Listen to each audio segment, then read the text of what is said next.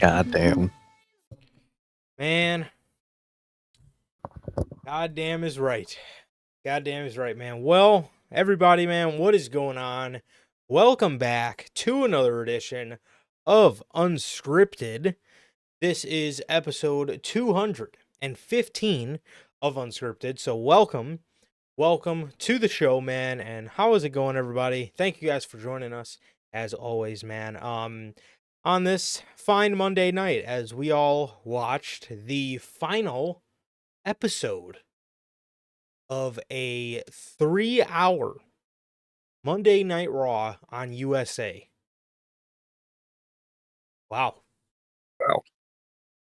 Wow. It's crazy. It's crazy, man. It honestly did not even hit me until about midway through the show when they announced that next Monday will be a 2-hour episode.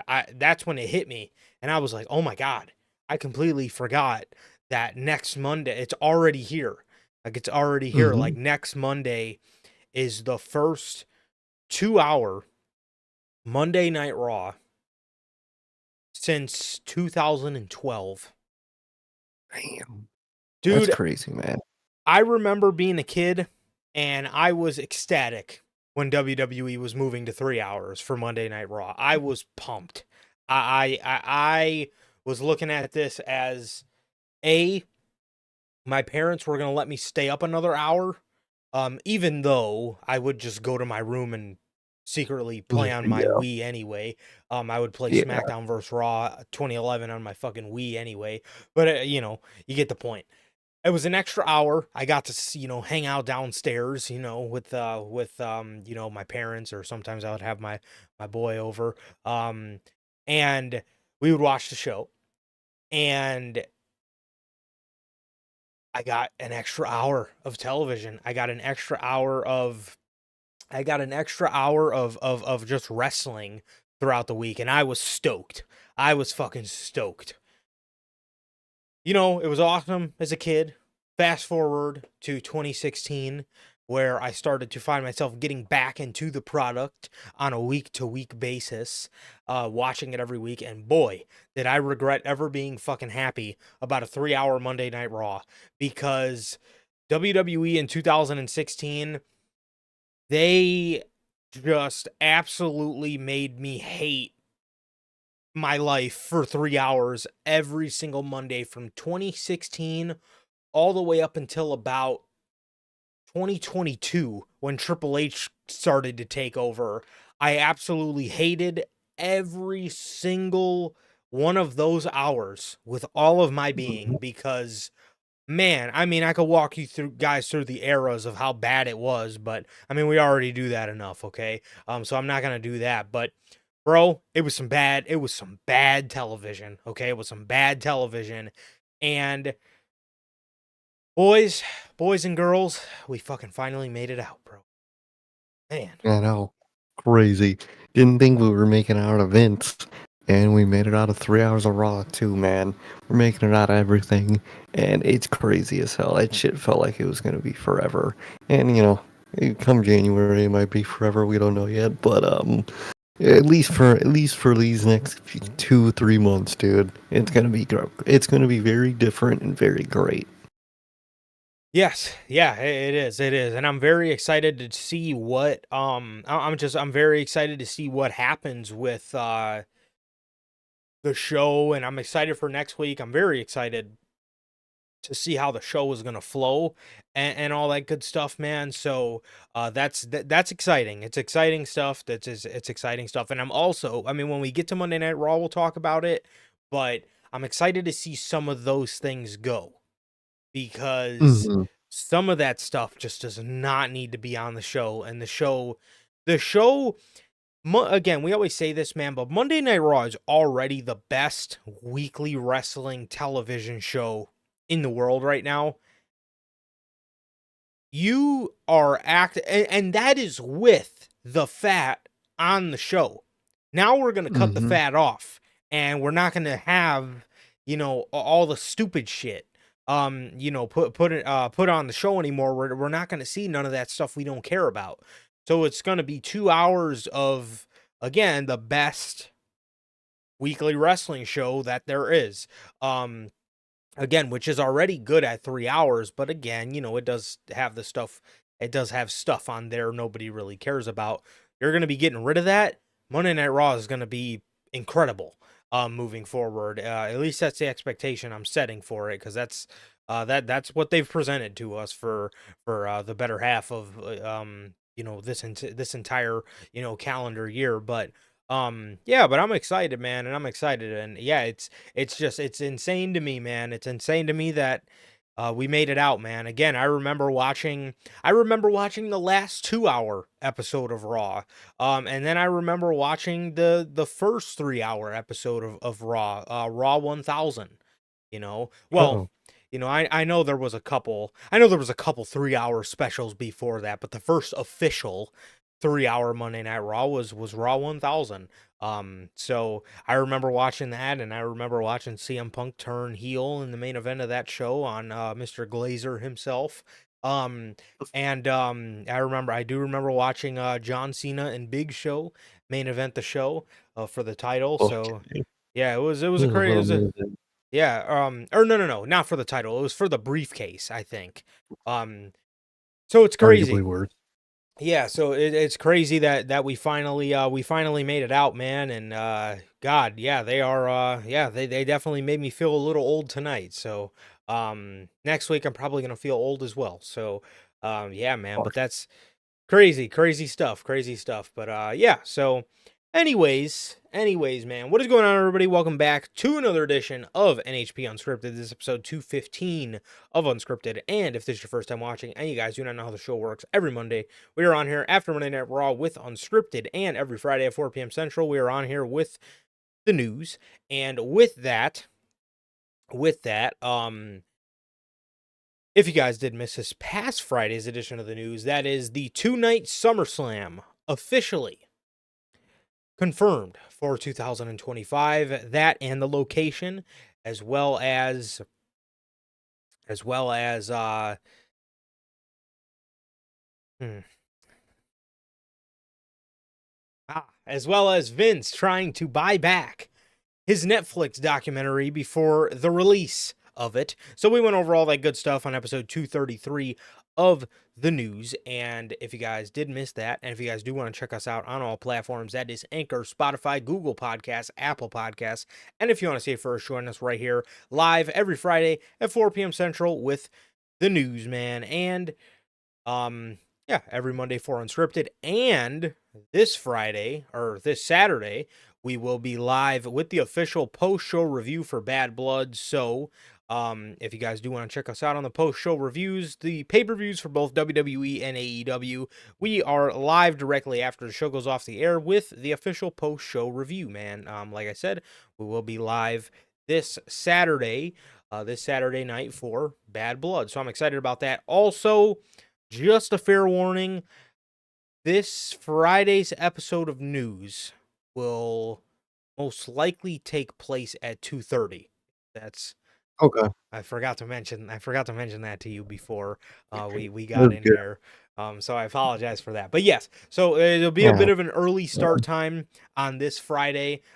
Just an hour and a half earlier. Just an hour and a half earlier at 2:30 instead of 4. So just a fair warning for you guys on that.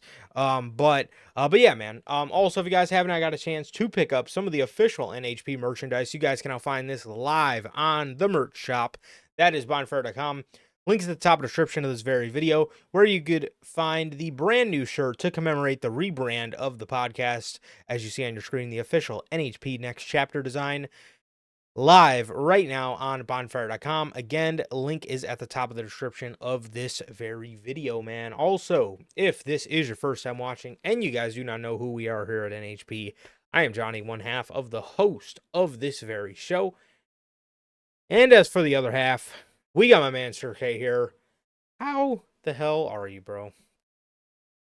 I'm doing good, man. I'm doing good. Just been chilling out. Been pretty normal lately. Just been chilling out, man.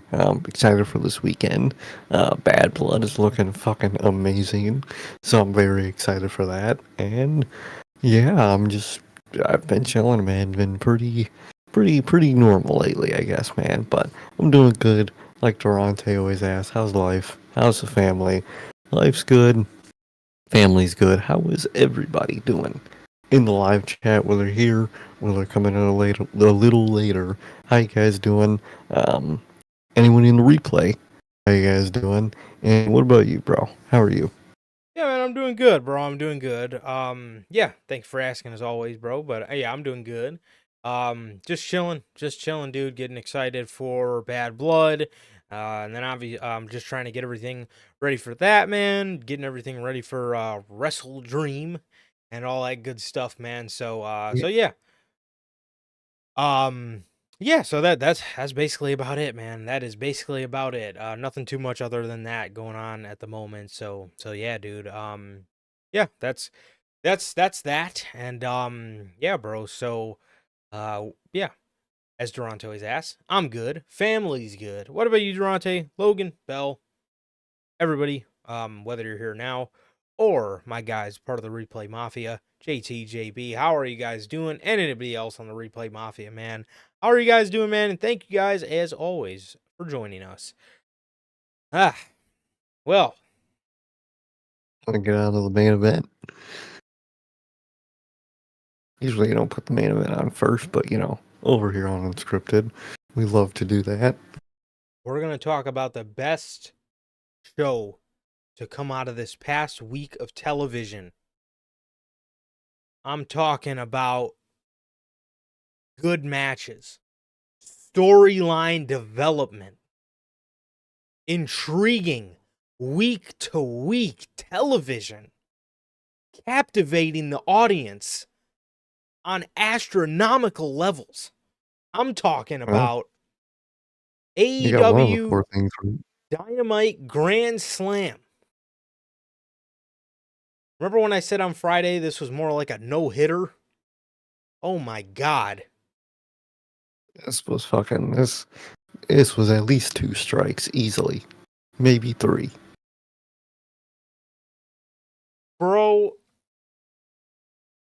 Oh.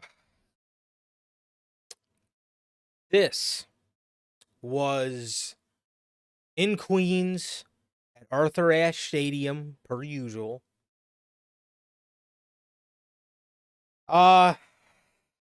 They drew about 7,000 tickets. I know there was a point where they were at like 59, and I think they got like 71. I think they got like 7,100 or around there. It was the low sevens, I believe. I want to say it was the low sevens.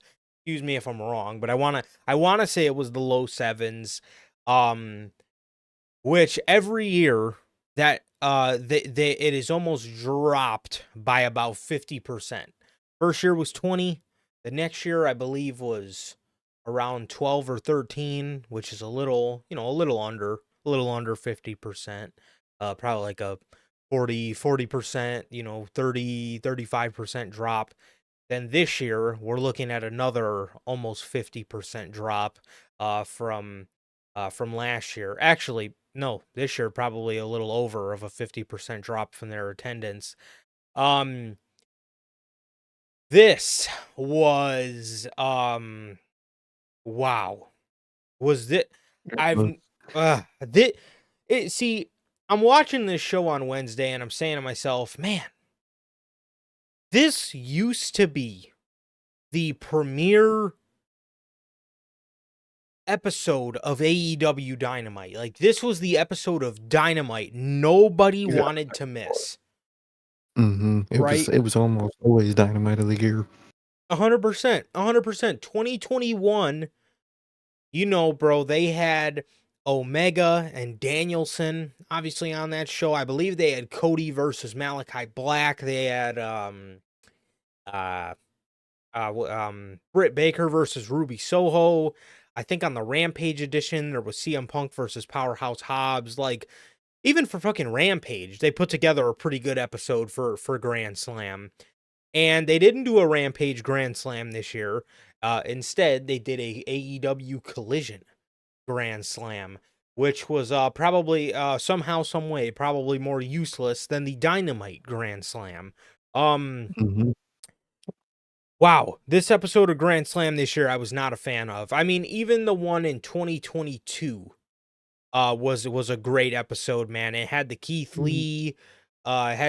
Lee, and Swerve versus the Claim match. It had the Danielson and the Moxley match for the championship.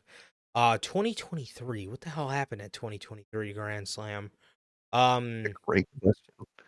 the I only think thing that's part of the problem. yeah, the only thing I do remember from that show, I think it was on that show, was John Moxley getting dumped on his head by Ray Phoenix after suffering a concussion, and then I remember the Samoa Joe and MJF match.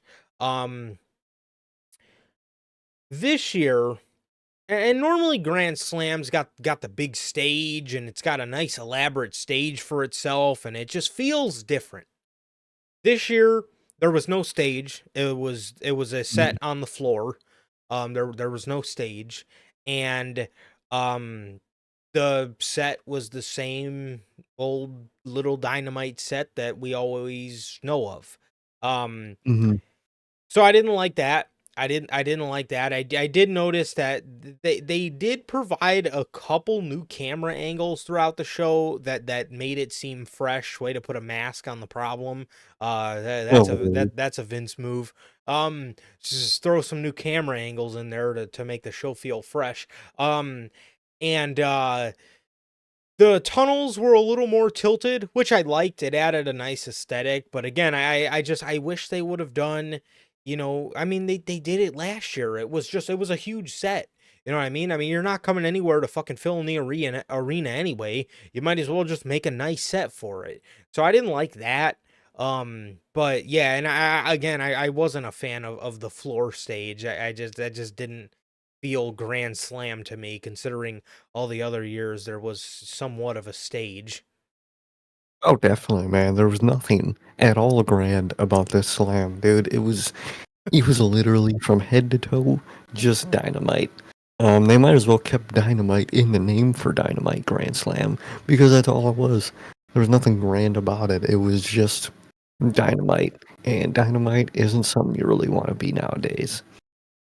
No, no, man. And just 3 short years ago, this was the show to be at. Was the show to be Mhm. at. Nobody was missing their couch on a Wednesday night. You were always seated with your eyeballs on the TV screen, glued to the TV for Grand Slam. And wow, just yeah, boy, how times have fucking changed.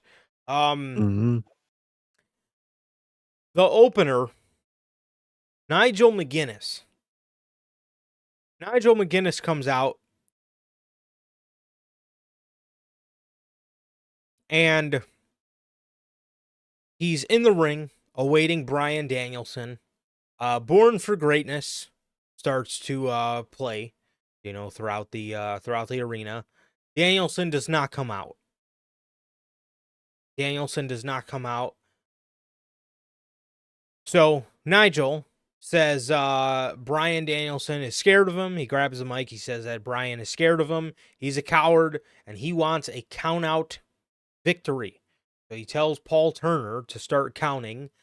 And then we hear the final countdown play.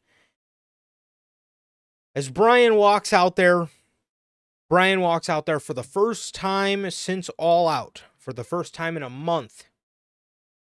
He walks out there, man, as he walks out for his match with Nigel McGuinness. And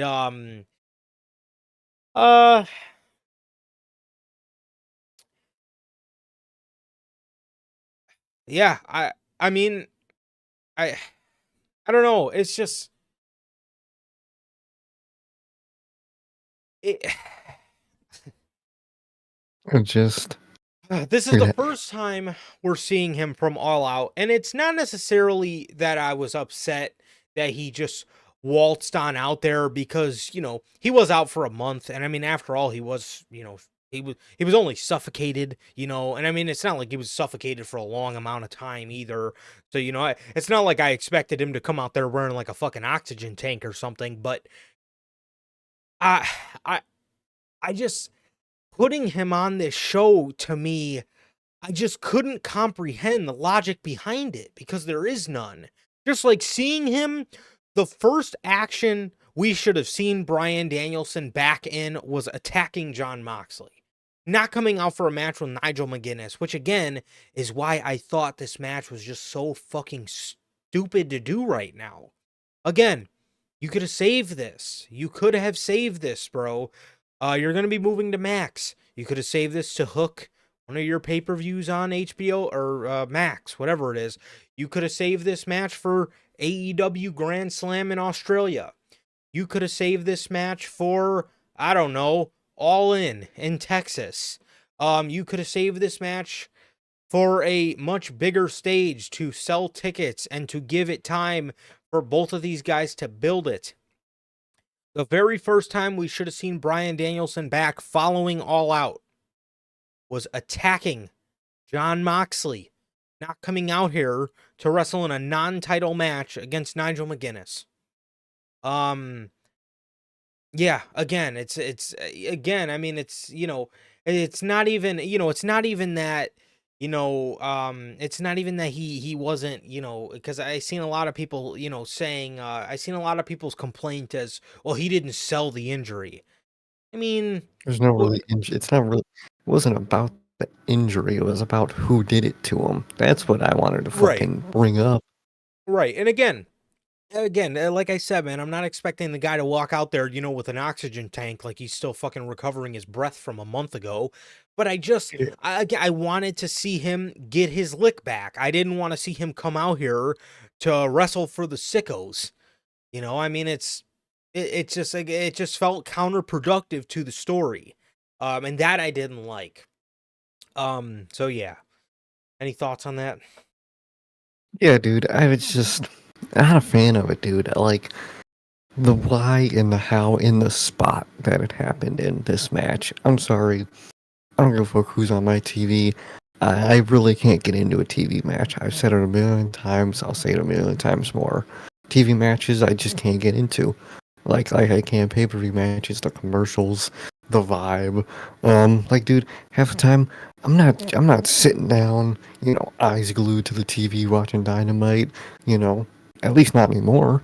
You know what I mean? So you do that for a pay-per-view, but you don't do that for Dynamite. So when it's a big-ass crazy match, I want it when we're a spot where I'm actually sitting down. The only thing I'm thinking about is what I'm watching. And when it comes to Dynamite, that is not it. Um, that I just couldn't get into the match because it was a TV match, and there was a whole other aspect of, obviously, the Darby stuff. You know, at the end of the day, if he walked out there to face Nigel, he should have been able to walk out to face Darby. Do not like that aspect. And to even till this Wednesday, apparently, he's still not acknowledging Jon Moxley and what he did. What are you doing? Well, he attacked him at the end of it. Yeah, but I want words. You know what I He mean? did. I want. He did. He talked. You did? Yeah. Damn. Fuck. Hmm. Has he? I forgot. Yeah. He's. God damn. Yeah. Wow. I ain't really, man. That. Fucking sleepy pants over here. I didn't even think I was sleeping. That's the worst part. No, I wasn't sleeping. Oh God. I actually didn't sleep during the day. That's the worst part. You telling me? Are you If I was trying to asleep, tell? Are you trying to insinuate that Grand Slam wasn't a memorable show this year? a can of worms you could open for a big pay-per-view, and you just, like Tony Khan does, blow his load right there, and it's just, you don't care. You don't give a fuck. I don't get it, man. I don't get it. He's doing it again on Wednesday, but man, it was not a fun time. Yeah, not at all, bro. As for Brian and Nigel, I hate to be the bearer of bad news. And I know the sickos are not going to, be okay with this, with me saying this. But that's okay. I like This the sickos. match, yeah, this match, okay, and I know Nigel's fresh, okay, and again, in no way am I gonna sit here and say it, or obviously, in no way am I ever gonna sit here and insinuate that either of these two are bad wrestlers. And again, I'm not Not at all. gonna say that at all. The match, Wasn't did special. not live up to the hype. And it's not even I mean, we're going to talk about the aspect of caring about the match in a minute, which obviously was a huge killer for myself, but what they did in the match just wasn't all that great. And then when we talk about the match being special, how do you expect anybody to think or take this as anything remotely close to special when Brian wasn't even involved in the build? And you can sit No. there and fuck, and I see it all over social media. I see, well, there is a story. Nigel's been poking at him on commentary ever since Collision started. Bro, that's I don't know, Kygel. That's Nigel being that is Nigel being a heel commentator and obviously playing up to his past feud with Brian. It's a tease. That's not a story. Just because Dude, you can't drop a trailer and be like, "Yep, that's the movie." No, that's not the movie. That's the trailer. That's the tease. You can't drop a vignette and just say, "Yeah, that's the gimmick." Just that singular vignette. That's the whole thing. What? bro, it's Nigel being a heel commentator with logic. Obviously, he's not going to like Brian Danielson because they had a feud back in their younger days. They had a feud back there or back then. So, obviously, he's not going to like Brian Danielson, and that makes sense. That makes sense for him to not like Brian Danielson. But for people to say that's the story, Brian never responded to fucking Nigel's heel commentary. So you just proved my point even further. There's been no build in AEW. There's been no build from Danielson's side. Completely one-sided. I did not care about this match, man. I'm sure there was some people out there that were just through the moon excited for this match, and I'm happy for you guys because I'm glad you guys had something to care about because I sure in the fuck didn't. I genuinely I did not care about that. I had no emotional attachment. There was no story told. There was no new layers to the story. There was nothing. There was nothing new, nothing fresh, nothing exciting. Obviously, other than Nigel coming out of retirement for this match. Sorry, what were you saying? No, go ahead. Yeah, that's the only exciting thing. Literally, I think these fans, dude, they hyped this shit up like crazy. And again, it wasn't bad at all, but it was just a match. That's all it was. And they hyped it up like it was going to be the craziest thing I've ever seen. And at the end of the day, in my opinion, it wasn't the craziest thing I've ever seen. But dude, all that week, dude, building up to the match, and even afterwards, I was just seeing tweets from that side of the AEW fan base that would get incredibly excited over something like this. It was, oh, here's every. They calculated like all the minutes they were in the ring together and all their matches and the count of their matches together. And I feel like these fans that know that history, that's what excites them. Not the match itself. It's the fact. It's the history going Yeah. back and doing this. Like, and to me, I didn't watch it. So at the end of the day, I just don't care. And that's what they don't realize is most of these people, most of even your AEW viewership, haven't watched a single one of their matches. So I have no connection to these two in the ring. I need you to make me have a connection with these two in the ring, and they didn't do that at all. Yeah, that definitely played a part in it, bro. It's like it's like like if I were to use an example in a movie sense, it's almost like Spider-Man No Way Home. That movie could have Mm-hmm. been, now obviously that movie turned out great. That movie could have been the shittiest movie that ever came out of the MCU, just because it had Tobey Maguire in it and Andrew Garfield. People were going to be excited for it, and people were, probably going to like it. You know what I mean? And that's what I see here, man. And it like they just put the example of that movie. If any of our future kids watch that movie, would they feel excited as we did? No, No. because it has that nostalgia factor that we care about that other people don't care about. And Yes. that's what Tony Khan's doing with this. And I didn't have the nostalgia factor. I'm sorry. 100%. I guarantee you, someday in the future, I'm gonna turn on Spider-Man No Way Home for one of my children, and they're just gonna be looking like, "Why the fuck is there three Spider-Man?" Um, They who's better be marking out. yeah, Or they're else don't get a I guess I guarantee you, I'm gonna get the "Who is that?" And I'm gonna have to tell them, ooh, bad. "Look, man, um, look, this is the Spider-Man of my childhood." Um, Thank you, buddy, for Wrestling. telling me what thank you for telling me what my life revolves around, because you know me. Thank you. You just Yeah, like, okay. You're gonna get. I was gonna say. I'm not gonna say nothing. Just enjoy your day, buddy. Enjoy Yeah. your day. Touch grass. Um Exactly. so um so anyways, yes, Brian and Danielson ended in a label lock. It ended in a label lock. As Nigel says thank you.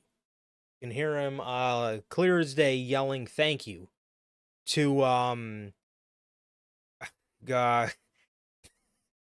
You can you can hear him saying thank you to you can hear him saying thank you to you could hear him saying thank you to Brian Danielson as their match ended. Again, I'm sure this was a wholesome moment for the two. I'm sure this was a great moment for the two.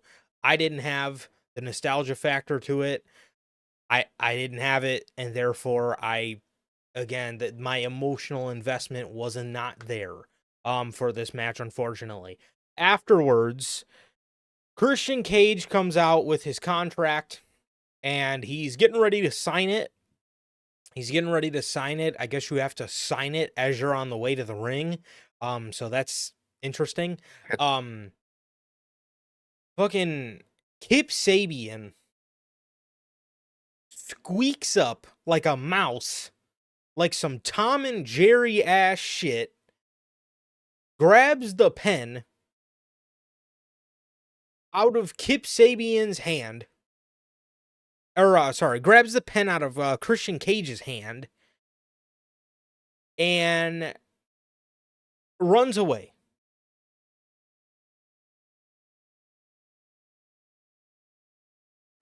Okay. I'm telling you, Logan. These Logan, fucking bro. wrestling beats, dude. Like, like I don't get it, man, bro. I think bro needs to think about deodorant more than wrestling for once, but that's just my opinion. But We got a friend that you know, thinks back about deodorant a lot. Different deodorant, but he thinks about deodorant. Um, but it's true that but yeah, back to Dynamite, the actual, see, valuable thing. Finally. Ah, I don't know, bro. I just laughed. I don't Well, know. I want to say, I could say so much foul, fucking, yeah, I'm not just You know, go yeah, away. the classic, the classic, you know, touch grass may have slipped out of my mouth, but I'm only human.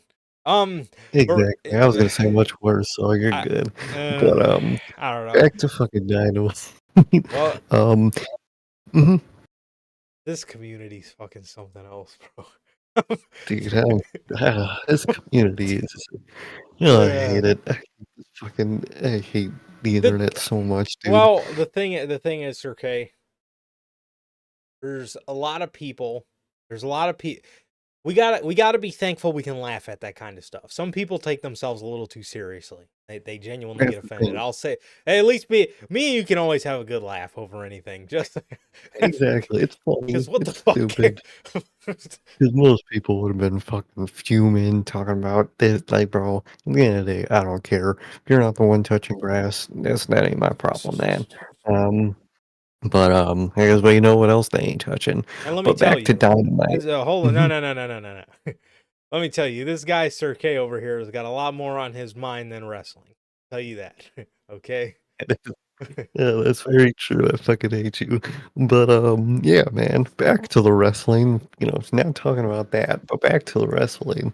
Mm, Um, Yeah, the hymns having to sign a thing can make it interesting. Maybe someone else signs their name instead and, takes the match. But, no one's gonna, it's not gonna, no one's gonna beat, the world champ with this, anytime soon. So at the end of the day, it is pointless. But I do like the little briefcase or like, I don't know, like kind of like a lawyer document it's in. I like that vibe. It's got in that like metal document case. I don't know about the signing it part. I think you can do stuff with that, but overall it kind of just ruins the moment. But they did that, and then Kip Sabian came out, and I guess they're doing something there. And at the end of the day, I don't care. I don't care about Kip Sabian. I never have. Never probably will. Never say never. At the end of the day, you can't. But probably, if I'm a betting man, I'd put money on me never caring about him. So, just where's it going, man? who knows, bro? Who knows? Yeah, and I mean, dude, it's not even for me, bro. It's not even a thing of you know, who knows, man, or who knows where this is going. It's who gives a shit. I mean, are you serious to me? Are you serious right now? You want to sit here? You want to sit here and talk about? You want to sit here and talk about any sort of intrigue between Christian Cage, the patriarchy, and Kip Sabian? I mean, are you serious right now?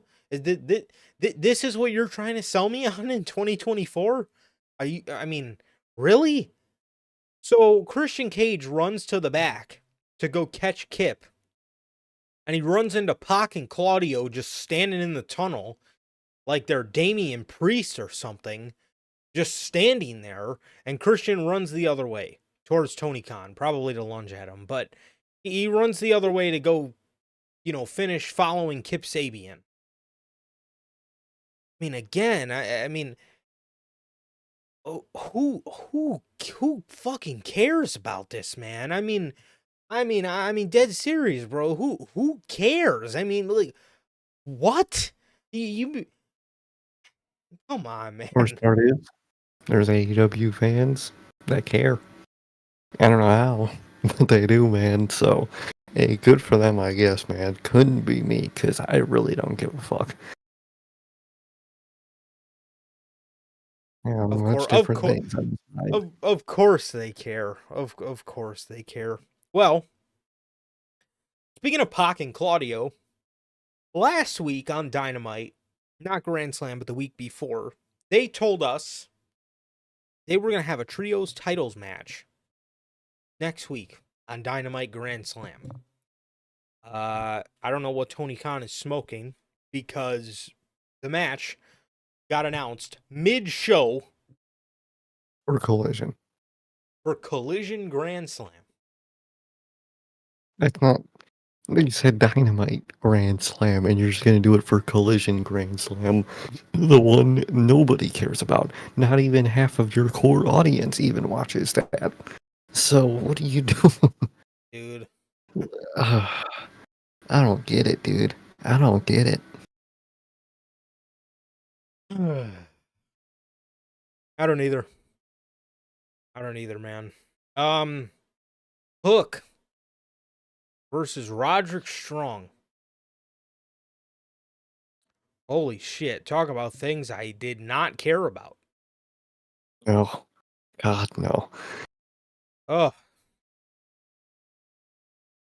Hook defeats Roddy with a red rum. He then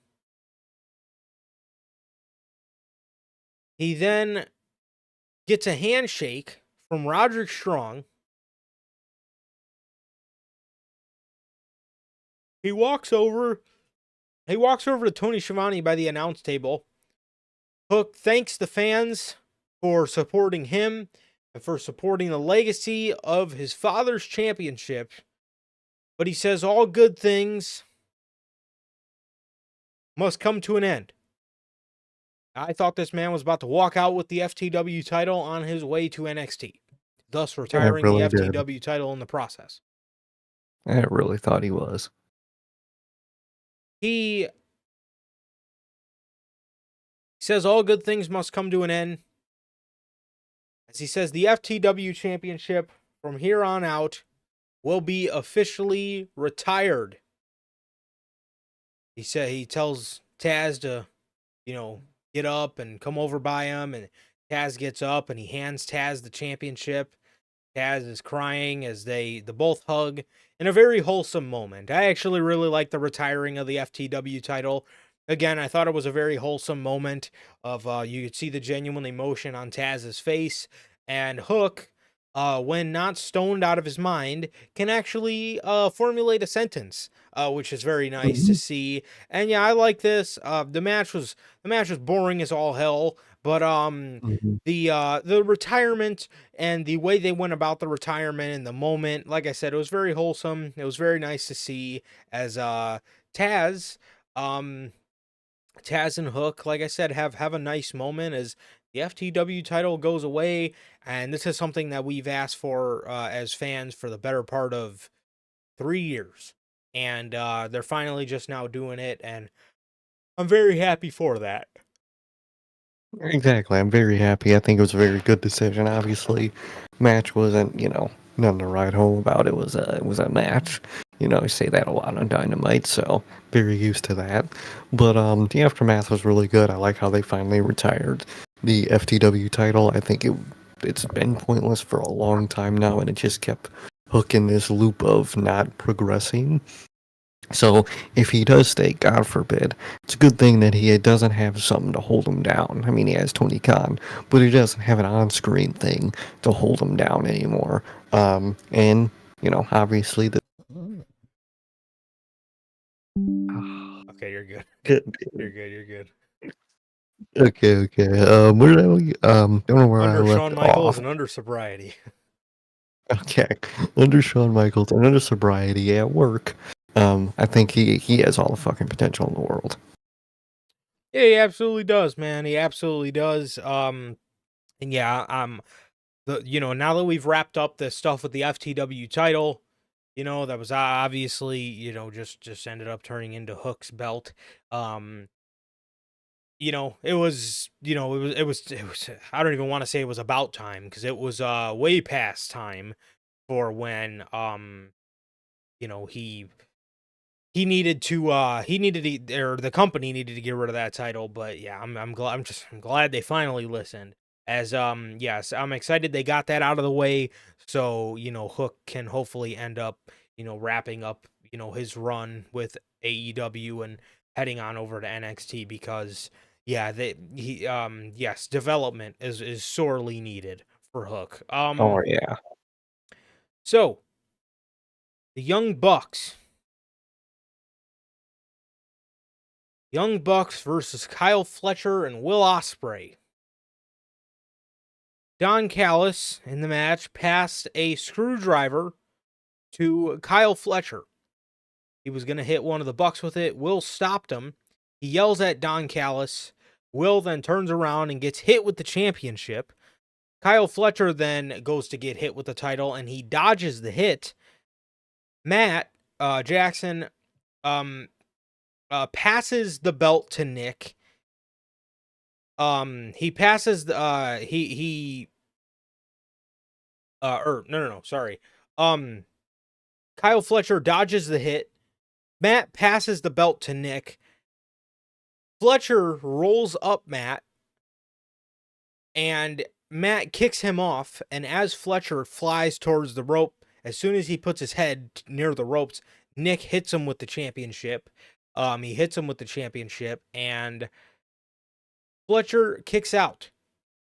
Fletcher kicks out to a big ovation, and he gets hit with a super kick and an EVP trigger, and he loses the match to the Young Bucks, as this was actually a very good match. Don't know exactly why it happened, but the match was lost. But Kyle Fletcher afterwards looks very disappointed and upset with Will Ospreay, as Ospreay looks on disappointed as well. But Don Callis also seemed pretty pissed off at Will Ospreay as well. So I really hope this is not leading anywhere towards Kyle Fletcher splitting up from Will Ospreay, but I can I say wouldn't be shocked. I wouldn't be shocked either. But I will say, I'm sorry, but maybe he could eventually get there one day, and I hope he can. But as for right now, I see absolutely nothing in Kyle Fletcher as a single superstar. Nothing.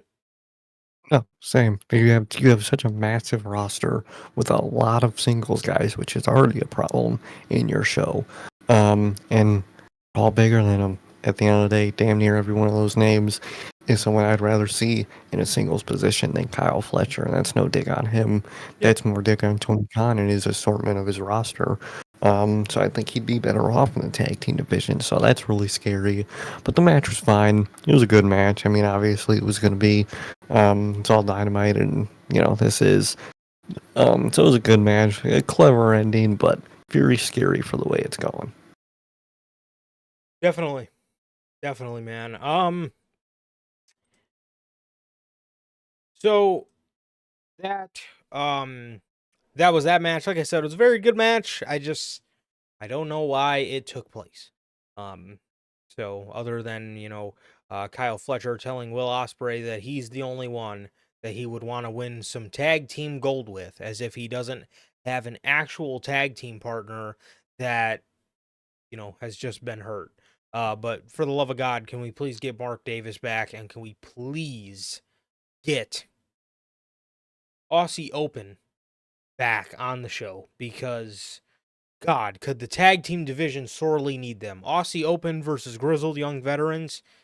Come on, man. That's a great, not only a great match, but a great potential story they can tell if they wanted to tell it, which, knowing them, probably not, but still. Prince Nana. Mm-hmm. Prince Nana, man. He is out here for a update on Swerve Strickland. He comes out and he says he's proud to be in New York, in Swerve's house. He says Swerve means a lot to him. Really? Logan says he's heard David is still a long ways off. Dude, what happened to him? I thought it was just a wrist injury. Yeah, that's really. Um, I hope everything goes well, man. Man, that sucks, dude. That sucks. Very unfortunate, bro. Very unfortunate. So, he says he's proud to be in New York in Swerve's house. He says Swerve means a lot to him. He says mentally, there is nothing that can stop the most dangerous man in AEW, but physically, he's still not cleared to compete to come back. But he's fighting hard every single day to come back for each and every one of you. He tells the audience. All of a sudden, you hear, excuse me, as MVP walks out onto the stage to a nice pop, I would say. Yeah, pretty solid pop. He comes out, he tells Tony to pardon the interruption. He says, "Allow me to reintroduce myself. My name is MV to the P."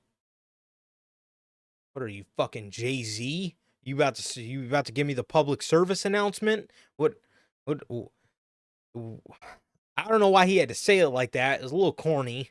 A little corny. But okay, love MVP. Nana, Oh, yeah. he said, but Nana already knows that.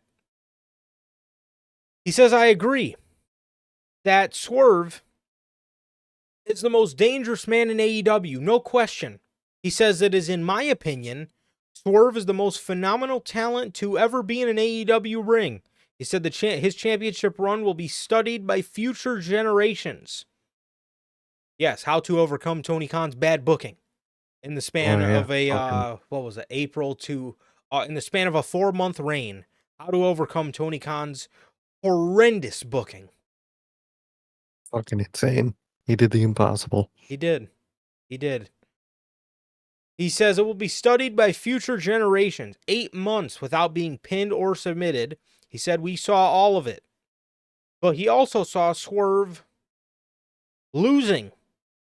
And he saw Swerve having his childhood home burned to the ground. He says, why is the man that beat Swerve for his title walking around smiling? Why is the man that burned his house down still here? He says, I don't see that as his failure. I see it as a failure from his management. More concerned with selling coffee and chucking and jiving, dancing for these people. He says, what I want you to do when he's ready to be taken seriously, please give him my business card and let him know I'll be ready to talk business. When he said business, that got a huge pop. Mm-hmm. As obviously, we all know Shelton, we all know Bobby is coming in. I'm excited for Bobby. I want to see what Bobby can do in AEW. Logan says, I hope they don't fumble MVP. And me too, bro. Me too. Oh God, I really wish. Man, I really hope they don't fumble MVP. I'm really praying. I'm really praying they do not fumble MVP. I'm hoping they don't fumble Bobby Lashley because, man, I mean, dude, again, Bobby is fantastic, and obviously he can do a lot if the company allows him to. But as far as the Hurt Business or the Hurt Syndicate, whatever they're calling themselves, there's 2 names that I would like to see in the group. One of them's more of the popular option. One of them's more of the I guess you would expect me to say this name. Obviously, the more popular option is Powerhouse Hobbs. A lot of people want to see Powerhouse Hobbs, Mm-hmm. which that would be great. A name I would like to see is a man who was originally in the original conversation for the Hurt Business, and he was never in the group, and that man is Keith Lee. Really dope. It'd be really fucking cool. Yes, but again, talk about wishful thinking. That is more than likely just me. I mean, he's got if they're gonna start up a beef with Swerve, he does have beef with Swerve, so that would make sense. That's even if Tony Khan brings him back to television, which I doubt. What a joke bringing Keith Lee into AEW was. But anyways, obviously, you don't add Swerve to the groups. This is going to be Swerve's feud upon coming back, and I don't see Swerve obviously joining the Hurt Business. I don't see him turning on Nana. I don't see Nana and Swerve joining the Hurt Business because at the end of the day, two managers in a group just doesn't work. I mean, we've seen how that went with the No, Final Testament, and if Triple H can't do it, I sure in the hell don't trust Tony Khan to do it. So, no. um, so yeah, but this is a great segment. It was a nice introduction to MVP in the company. I just hope Tony Khan has a clear-cut plan. I know this is I know I'm walking on a thin line here. Um but I hope Tony Khan does have a clear-cut plan for exactly what he wants to do with the Hurt Business, but that is probably a very far-fetched hope. But nonetheless, I was very stoked to see MVP in the company, and I'm praying that they do right by him and the group. I really hope they do. I hope they pray. I mean, I pray and hope that they do well by that group. They're such a phenomenal group, and I really hope all goes well. And I would have really loved if AEW, kept the Mogul Embassy, because we could have got them versus, the Hurt Business or whatever they're going to be called. So don't get that, but I feel like they're going to come in as enemies overall. Swerve, Bobby. Think it's going to be a big match, and I'm excited. And like you said, I don't want them to like join forces. I don't need a two manager, him and Nana, and then MVP there too. Yeah. Let them be separate entities. Let them all exist on their own, and think that'll be good. And you got people you could add to their business, and no matter what, it's going to be fire. So I hope they treat them well. I hope they book them well. And I hope everything goes well, man. But a great appearance from MVP. Wasn't expecting that. Yeah. That's what a cool surprise moment is, Mr. Tony Khan. Do that again. But hope the follow up is good. Me too. Um yeah. Man. Yeah. I don't know. I don't know, man. Yeah, I'm really, really, really hoping for the best because um yeah, that was one of the things that WWE just failed on so hard was the Hurt Business, and even Triple H failed on the group too, man. He had he had the most perfect opportunity to get them together and was teasing it. They had everybody in the company, then they fired Shelton, and that was completely went up in smoke from that point on. So that it sucks, and I hope Tony Khan is able to do right by them. But that's a good point you bring up, man. I do wish they would have kept the Mogul Embassy together. If they would have built upon that group, you have good pieces in that Mhm. group, man. Toliona and Bishop Khan could have been a nice tag, a nice powerhouse tag team. And then Who if you knows? just fucking would have kept AR Fox in the fucking group, dude. Oh god. Oh, that still Yeah, it's irks me, so bro. perfect. Dude, To this day, one of their AR worst decisions. bro, AR Fox wrestling in the Shiesty, dude, nothing like it. There's nothing like AR Fox wrestling in that man was different in the Shiesty, bro. He was. He was, man. He really was. What a complete fucking dud. What a dud. God, that irks me to this day. Um, the next match, Mariah May versus Yuka Sakazaki.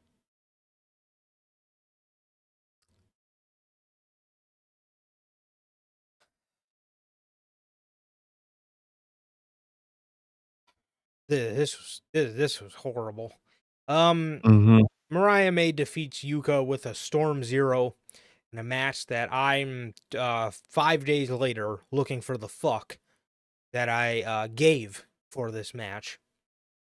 Uh, she's whipping her with the belt afterwards, and she gets interrupted by Willow Nightingale.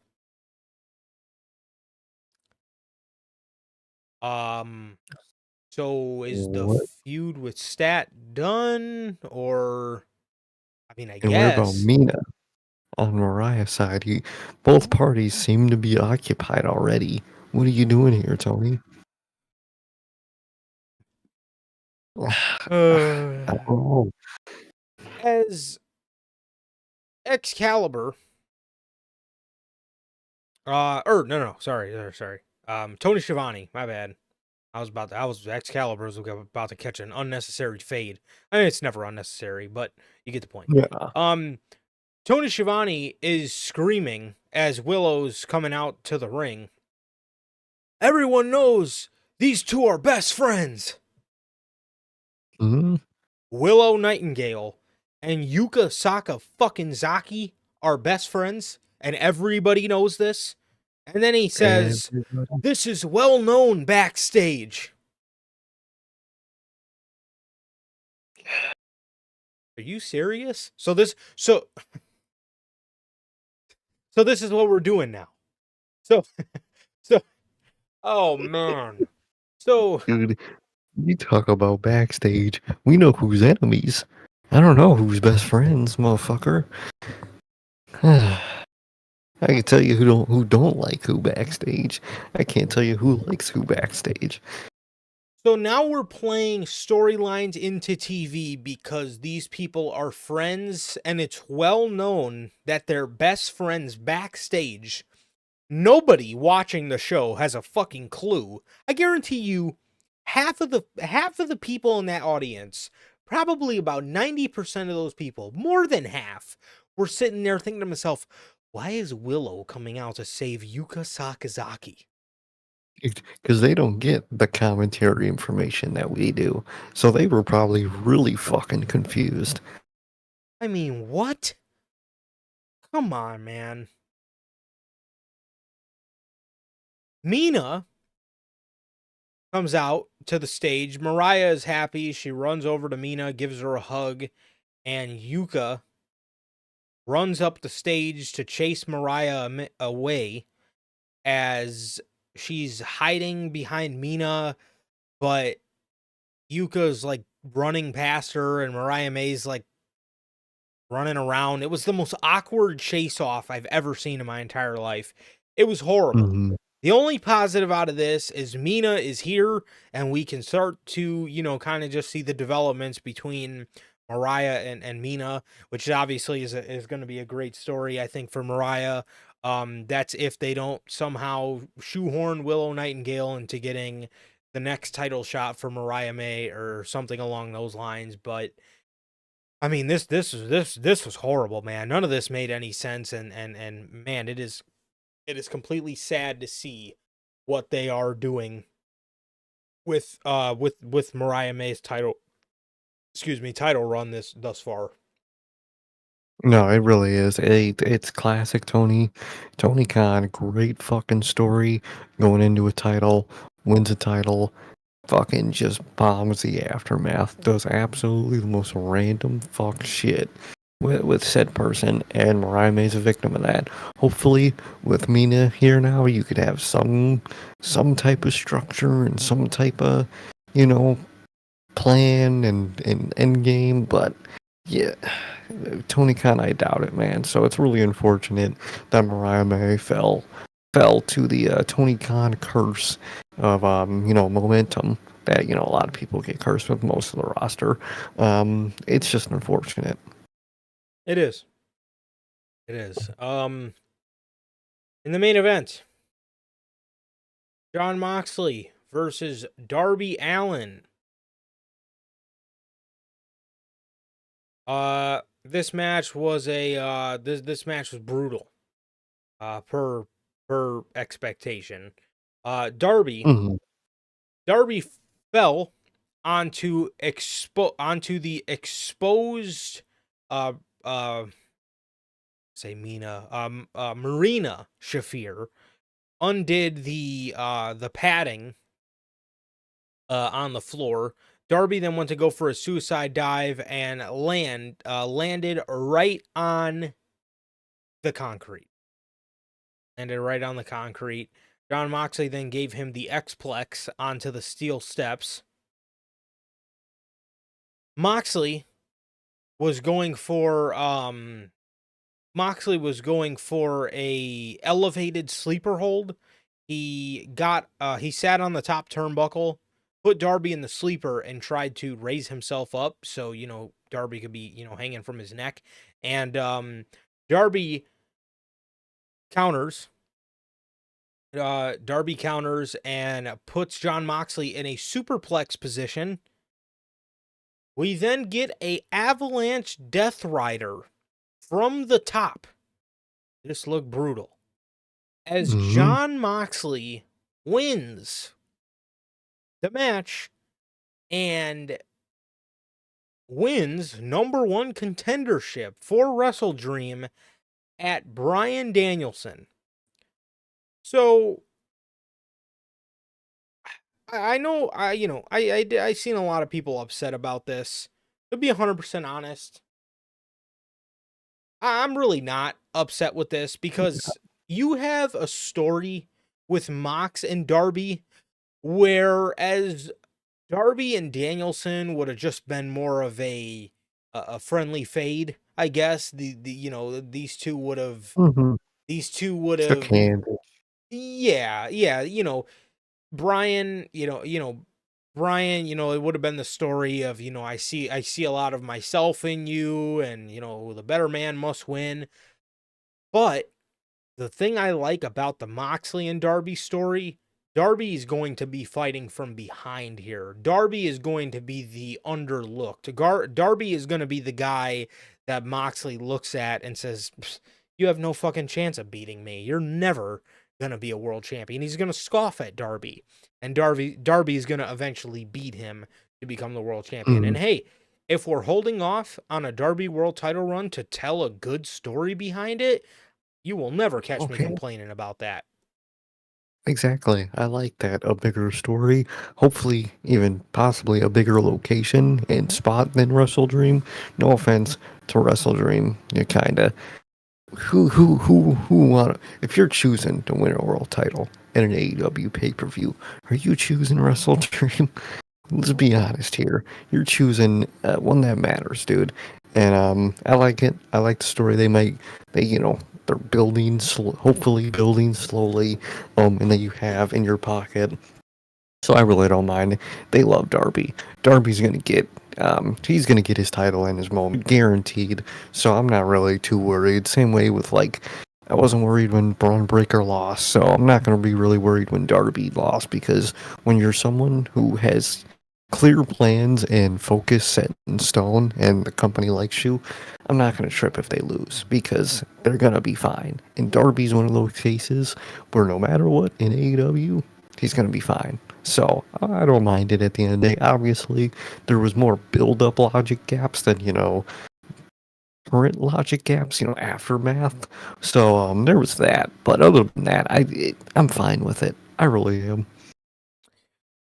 Definitely, yeah. I mean, the only thing is I would have liked to see a younger guy, I guess, sort of put Brian into semi-retirement, but at the end of the day, it's only semi-retirement.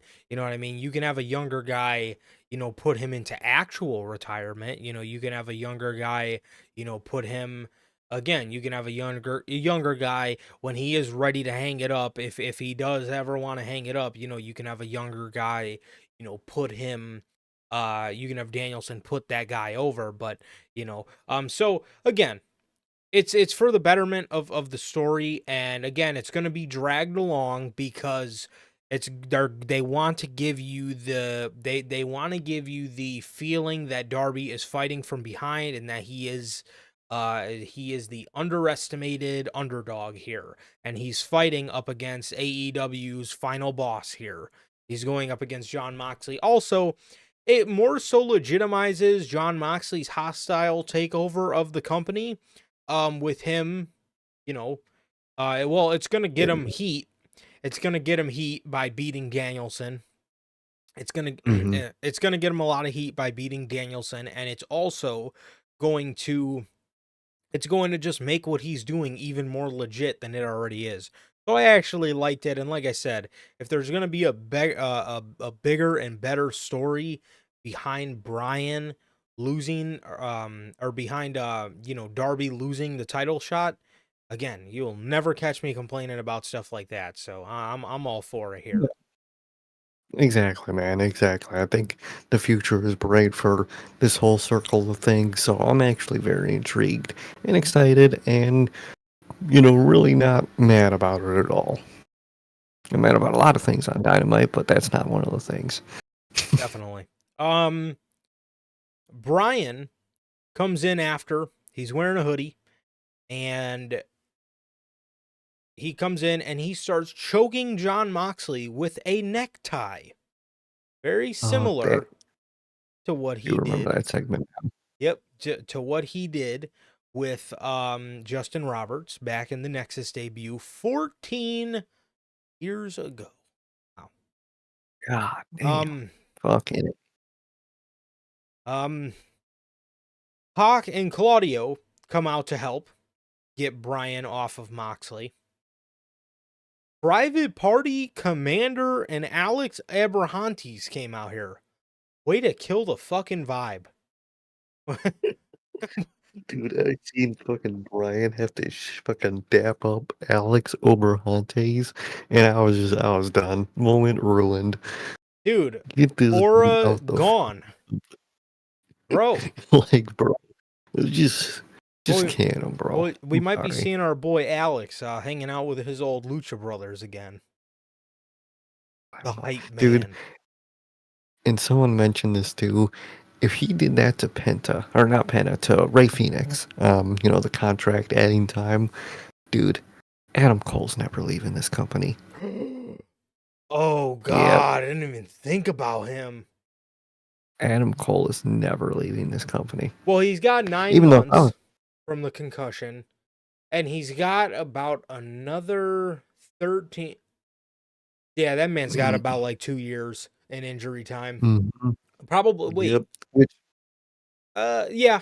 By the time he comes back, it'll probably be about 22 or 23 months. Oh, insane. Thing is, though, I'm no lawyer. Obviously, I fucking am on a podcast. I'm no fucking lawyer. But, like, I don't know how a concussion, would count towards injury time because it's not really an injury. It's more of, I don't know. I feel like a concussion would be different. Even with his actual injury, the fact that he was on TV should negate a lot of that time. But I'm no lawyer. Tony yeah, Khan's a billionaire. He's going to Vince McMahon his way out of it. that is true. That might have been why Adam Cole stayed on television, because he probably didn't want all the injury time chucked up. Could be. Could be. And apparently I didn't know this, which for Adam Cole, I doubt this is the case. But a lot of these people, or not a lot, but some of these people, their contracts aren't guaranteed money. It's, per appearance money. So I think that's a lot of the reasons why sometimes people that are injured just stay on TV because obviously they want to get paid. I feel like with Adam Cole that wouldn't be the case because it's Tony Khan. I feel like he paid him out the ass anyway, guaranteed money. For sure. But still, that whole, the whole wrestler contract shit is just insane, dude. I don't know how they get away with that type of shit. It's ridiculous. On one of our clips, and I don't respond to comments. I happen to see this Read one. them. I happened to see this one because I was scrolling on my TikTok and I hit my little activity tab and I seen it was the clip of us talking about Ray Phoenix and some guy put under there. So it's okay when WWE adds injury time, but when AEW does it, you act like they're not legally allowed to do it. Like, bro, I literally said on Friday, Tony Khan is legally allowed to do it because he can do it legally. It's just fucked up. And who the fuck said anything about Wow. it being okay when WWE did it? Dude, it's the classic. You don't like one thing, so you love the other. Oh, you don't like Wendy's? Oh, you just must fucking love McDonald's then, motherfucker. Like that's just how the internet thinks, dude. They're a bunch of fucking morons. And it's insane, dude. Yeah. These fucking I mean, we had a moron earlier.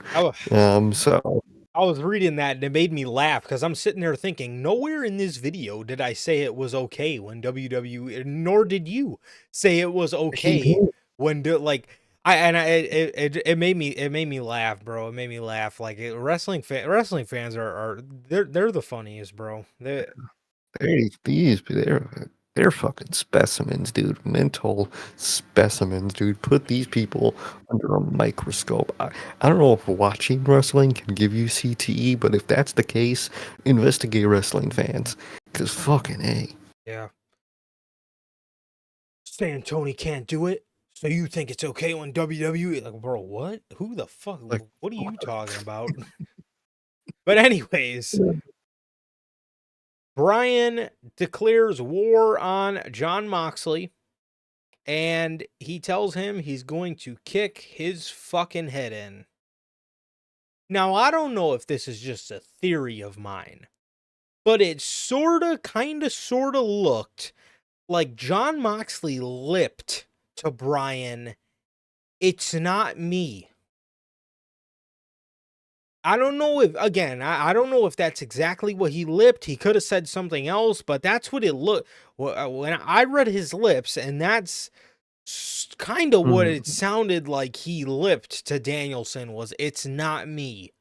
So that should be interesting. Again, I don't know if that's exactly what he said, but very interesting. I like the last segment. Private Party and Commander looked so out of place. I mean, man, Oh, dude, it was God, literally the C players, the C minus players came out to fucking help the goat. It's like, dude, come on, bro. man, they looked so out of place out there. Ugh. And yeah, that was AEW Dynamite Grand Slam. Again, I didn't have a problem with Moxley beating Darby. I know a lot of people did. Personally, I didn't. But other than that, dude, this show was this show was a grand fucking failure. Oh, it was, dude. It was fucking at the least 2 strikes out, man. Um, damn near 3. But there was some decent shit, I guess, but nothing grand about this show in the fucking slightest. No, no, not at all. Not at all, bro. Um, so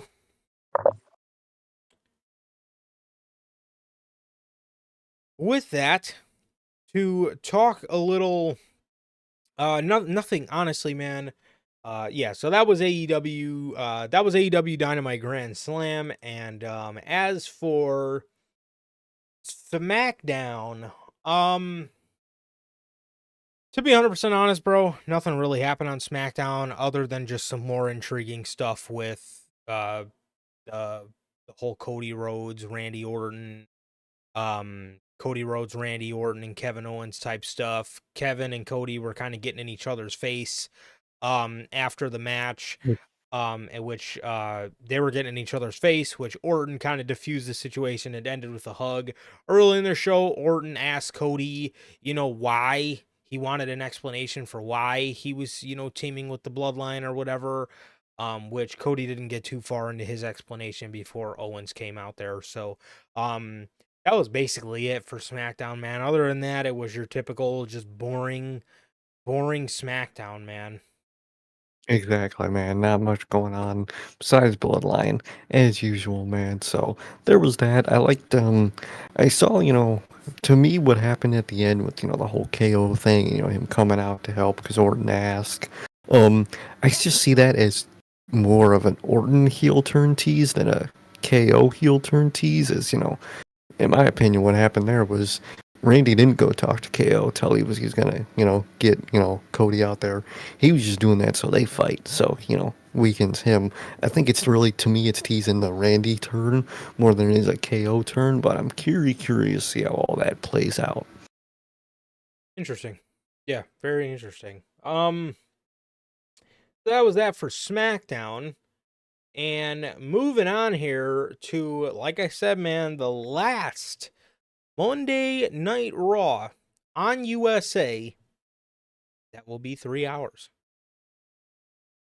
Wow. Insane, dude. Insane. Fucking 2 hours. Look at that. Man. Monday Night Raw. This was the September 30th edition of Raw from Evansville, Indiana. The show opens up with the Jey Uso the Jey Uso Championship celebration. Jay comes out with a gold Yeet shirt. Looked very nice. Oh yeah.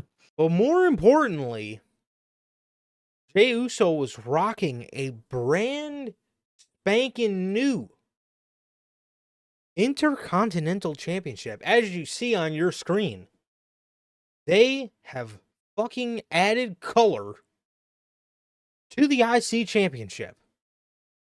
How you Oh, I feeling need it. about this, bro?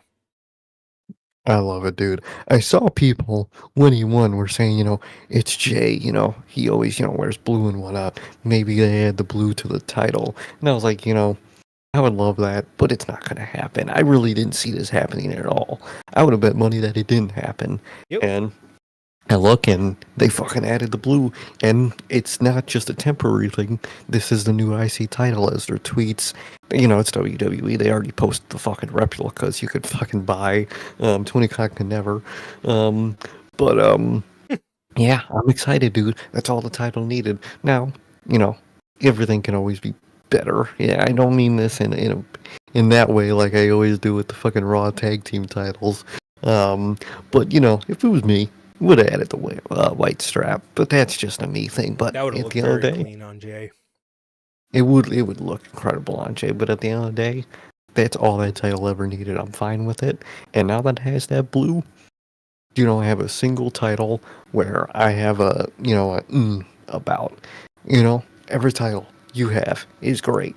All your worlds, all your women's, all your mid card, your tag teams. And the women's tag team titles are fine too, so I don't care. That's the only You thing got those good belts have ever had going for them, is that it's a nice design. exactly, exactly. Wasn't it a scrapped world title That design? was a scrapped SmackDown tag team title. Okay, yeah, I was gonna say I remember it was some type of scrap title, but at the end of the day, you don't got a single title where I'm like, you could do that, and I mean that in a way of that's all you really think, because to me, I would change little things about this and that, but that's just me. That's just me Yeah. being nitpicky. But dude, love it. I'm glad they did it. They didn't really need to do it at the end of the day, and they fucking did it. And I gotta love them for that, dude. That shit was great. Love it. Yeah, 100%, man, 100%. The again, yeah, I mean, a lot of the titles that they have on the show, man, are very, very beautiful.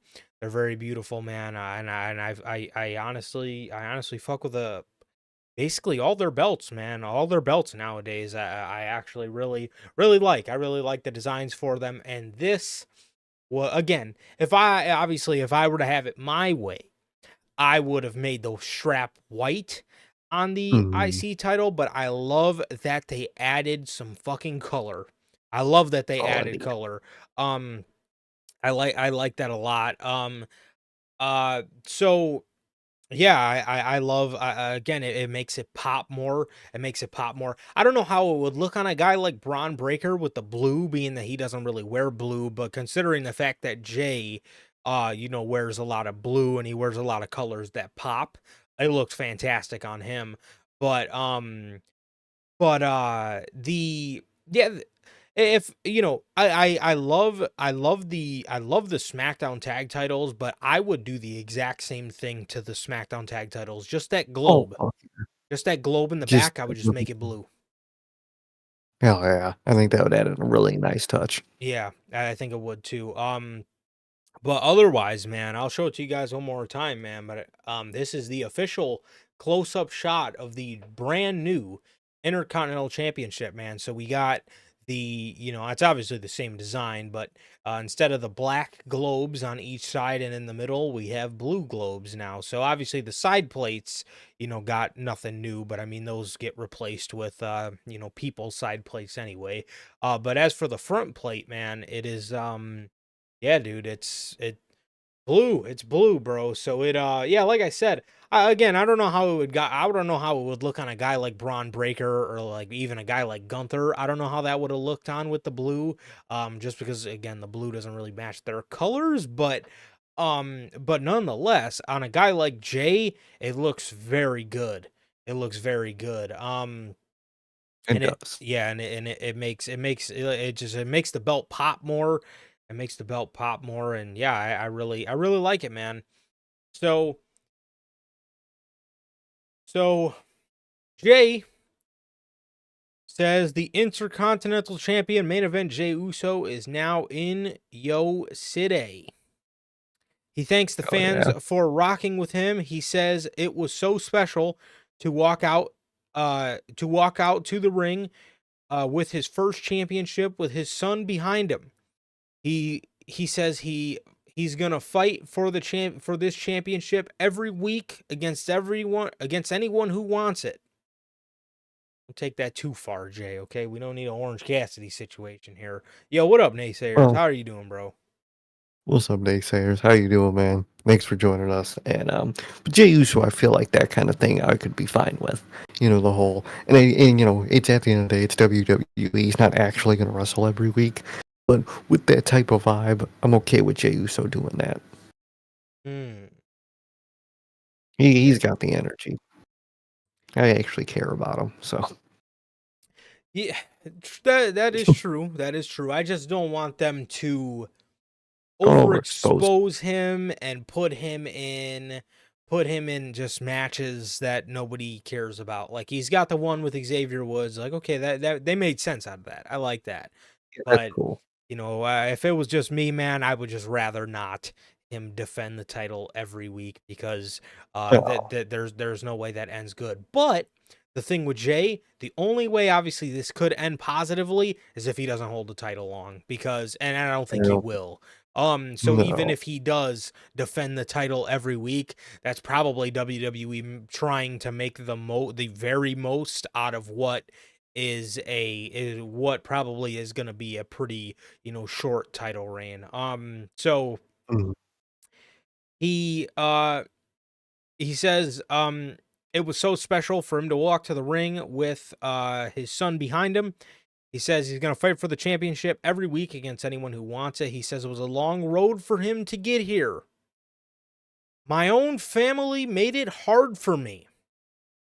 Roman mm, made it hard for me. He said my whole life I've always been a twin and they didn't know me, but they know me now. He says his biggest fan is his mother, and she told him to show who you are, to show them who you are, and go out there and get it. And I got it.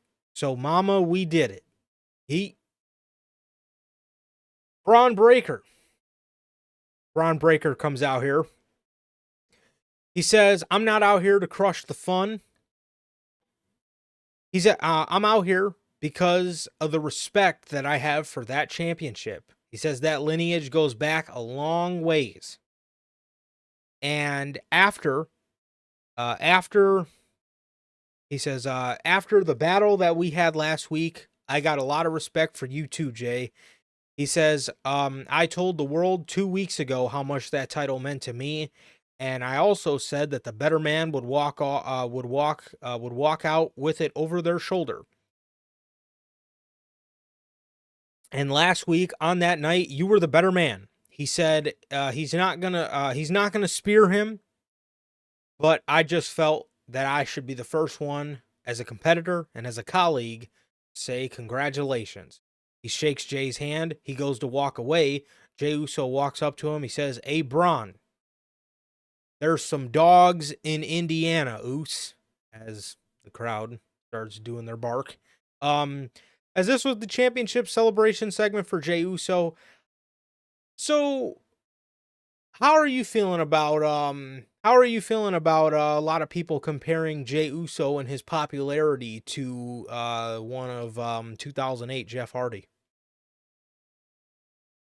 mm. I think, damn. I say with crowd reactions, definitely. Man, the fucking crowd loves them. They Yeah. do wear all his merch and they eat it. Damn.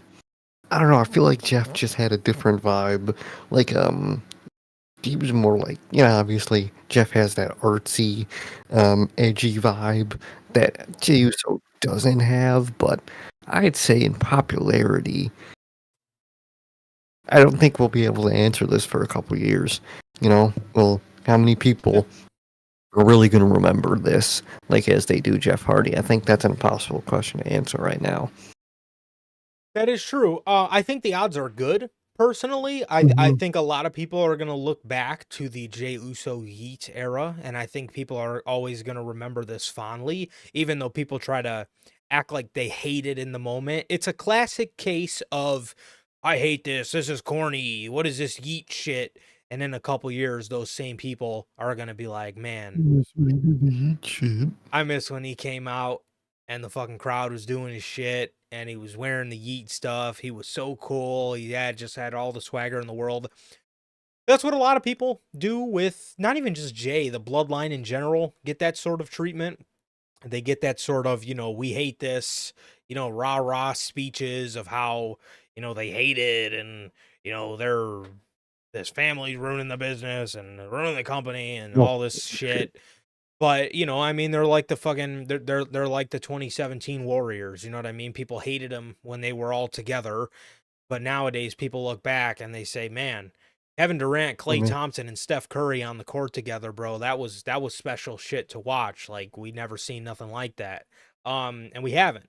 And we haven't, man. And it's greatness, you know what I mean? A lot. Look at how many people hated the fucking Bulls in the 90s. Now people always look back like, man, what the fuck happened to the Bulls organization, bro? Like they were so special. Like they had all this aura in the 90s about them. And, now, I mean, now our fucking organization's in the dumps. But, anyways, um, yeah, I mean that's people are 100%. But yeah, I mean that's a good answer. That's a good answer, and that's a respectable answer. Is we might have to wait a couple years, bro, because it's obviously it's all nice and dandy now, but is the Jey Uso singles run going to stand the test of time?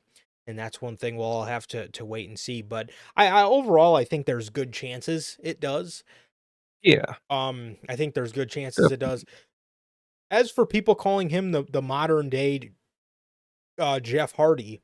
I can absolutely see that in terms of just his overness, but um, yeah, I can see where people draw the comparisons, but yeah, Yeah. I mean in terms of I think the most important thing, like Sir Kay alluded to, was the test of time. Is it going to be able to stand the test of time, and are we going to look back at this? I mean, God, how many? Um, wow, 2008. I mean, that was 15, 16 years ago, and people still talk about that Jeff Hardy run. So, in 2042, are we going to be looking back and saying, dude, man, when Jey Uso had that singles run for that year, like, bro, that was good shit.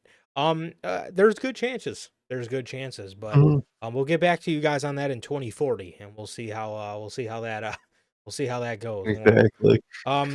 But there's a good chance. I'll tell you right now, he has good chances because he is incredibly over. Um, He is. so yeah, that was that. As he looked great with the IC title. He does. He really does. You know what would have been a nice touch? I think I would have liked. Imagine they made those. I don't know. How does this sound? Imagine instead of blue, they made those globes silver. I like it. I like it. I think that would look better if they changed the gold color I was to the just gonna gold say, color of the SmackDown titles, that, like, lighter gold color in a way, yeah. that the SmackDown titles had. I think that because that kinda is more like a silvery gold. I think that would be really good, actually, if you did something like that. I like that a lot. I really like that. Or imagine they changed the gold to silver in the IC title. That would kind of look cool, like a Mhm. metallic silver. I feel like that I could have like a it. chance. I think that could be good. I like that, especially if Apparently, you have a white. speaking of, oh, dude, oh god, yeah, that would look really nice. Uh, like imagine the strap is leather, is black leather. The silver is like a metallic gold, but all the black on the plate is matte black. That would kind of be Like tough. it. That would kind of be tough. I can't I lie. think it'd be pretty tough. Um, Apparently, speaking of black and silver, apparently the new NXT logo is going to be along the lines of black and silver. I like that vibe. Instead of black and gold, they're Yeah, going like black and silver. I like that a lot. yeah. I heard they're supposed to be getting rid of the yellow and the gold. So, interesting. R.I.P.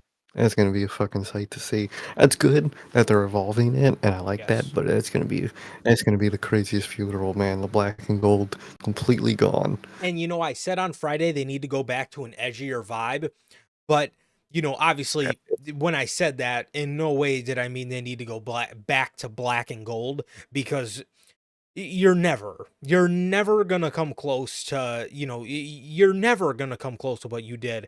So an edgier vibe behind a black and silver, dude, that's perfect. That's fucking perfect. Hmm. So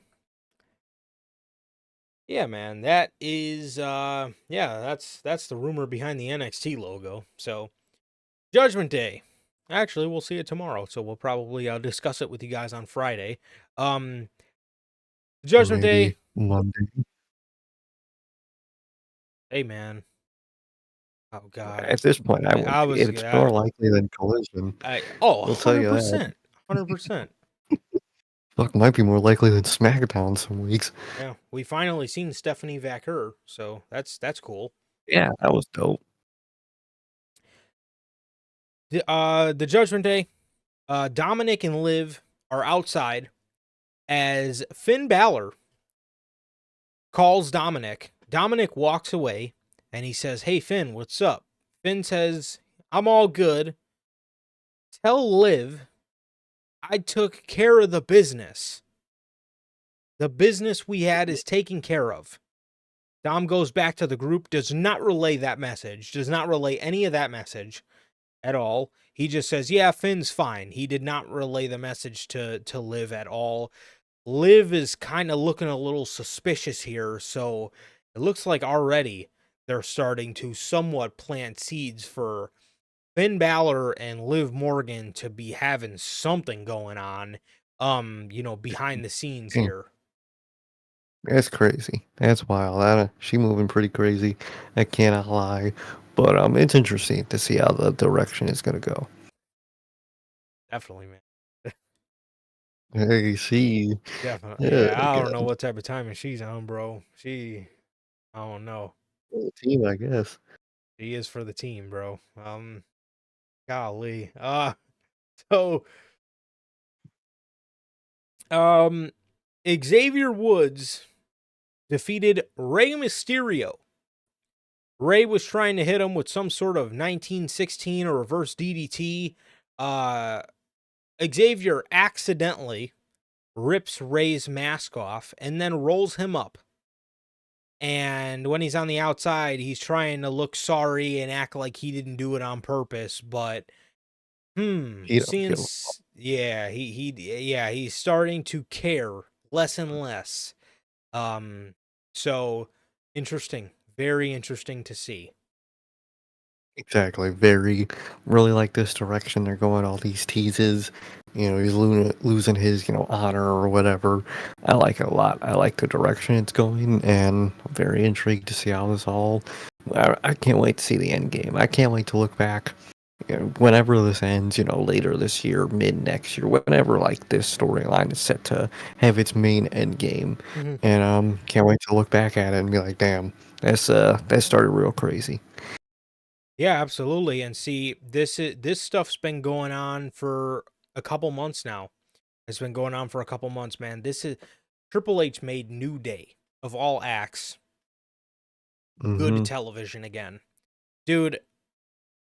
That in itself is a crazy feat, bro. Because the New Day was absolutely just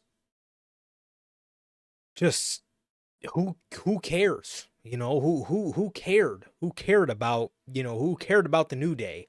Now here we are on here we are on AEW television, on WWE television in October or the end of September.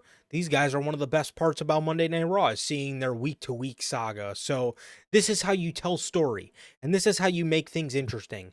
You don't just have Xavier Woods walk out on Kofi, and then the next week these guys are in a blood feud. That's not how you tell a Same. story. Classic AEW walk out next week. You're just a fucking monster for no reason. Seriously, man, that's one thing I hated about the Kenny and Hangman split. You know, I wanted pure cinema between those two because they had it there at their Mm-hmm. disposal. And they just have Kenny Omega walk out on Hangman, get in a car with Don Callis. The next time we see him, he's just a monster heel. Like, bro, what? Makes no fucking sense. Like, bro, did you turn heel off camera? Like, what the fuck happened? Did you turn heel Fuck. backstage? Like, Like, what? Come on, what dude. happened in that car, bro? Who'd y'all pick up?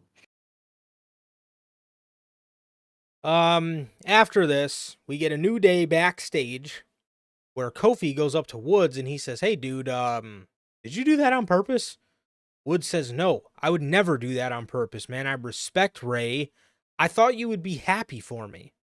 Kofi says, "I am happy for you, and I wanted to tell you Jey Uso came up to me and he gave me an IC title match."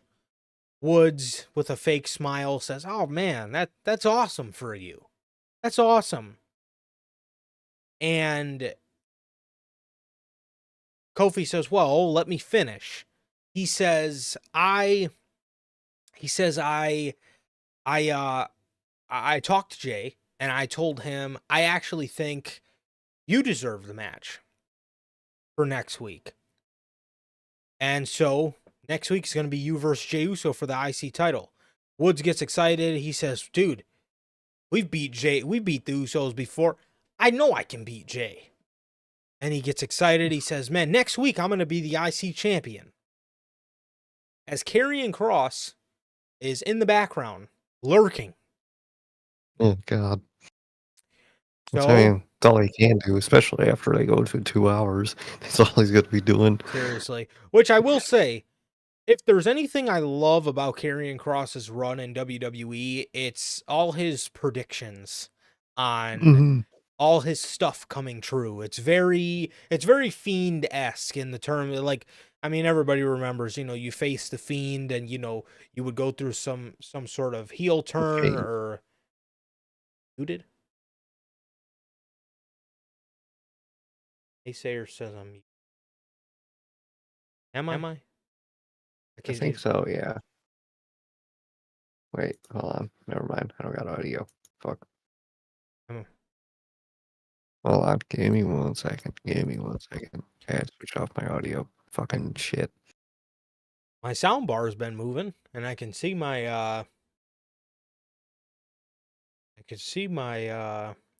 myself. I can hear you. Yeah, you're good. Oh, You're coming back to the play, so I think you're good. oh, okay.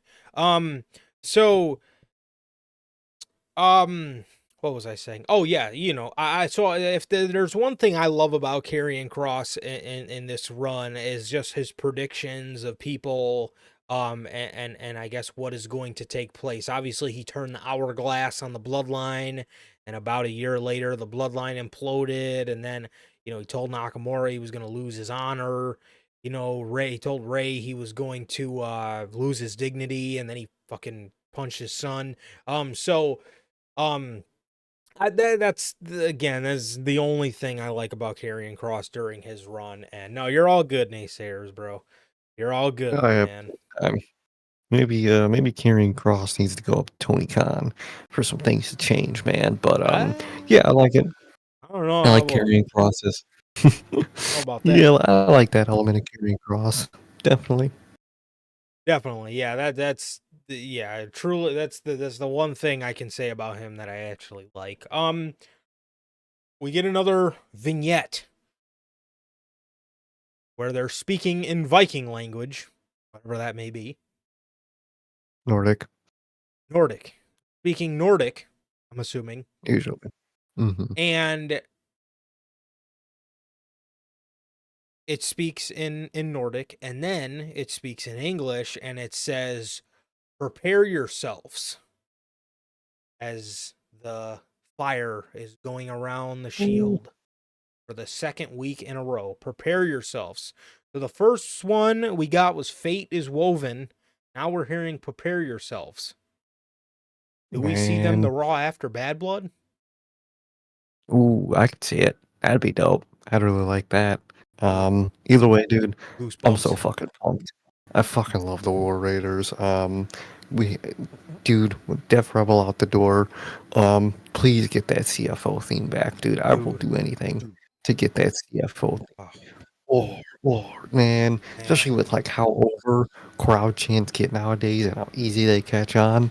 They'll be singing that shit the week after, bro. Whole crowd will be going crazy. yep.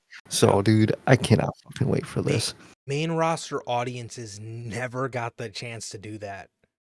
No, I didn't. It was fucking dead because they fucking came up as the Viking experience. And they And now were they chant, actually have bro. Nobody's getting behind a raid chant. I'm sorry, a nobody's raid. doing that. Raid, Not some raid, fucking, raid. Like what? not some fucking Twitch loser.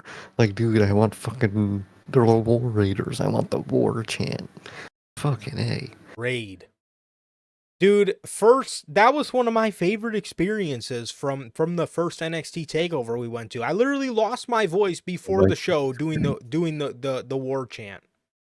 so you're saying your favorite experience was the Viking experience.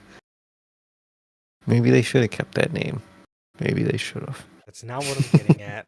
I'm getting at the War Raiders were over, and their their theme song.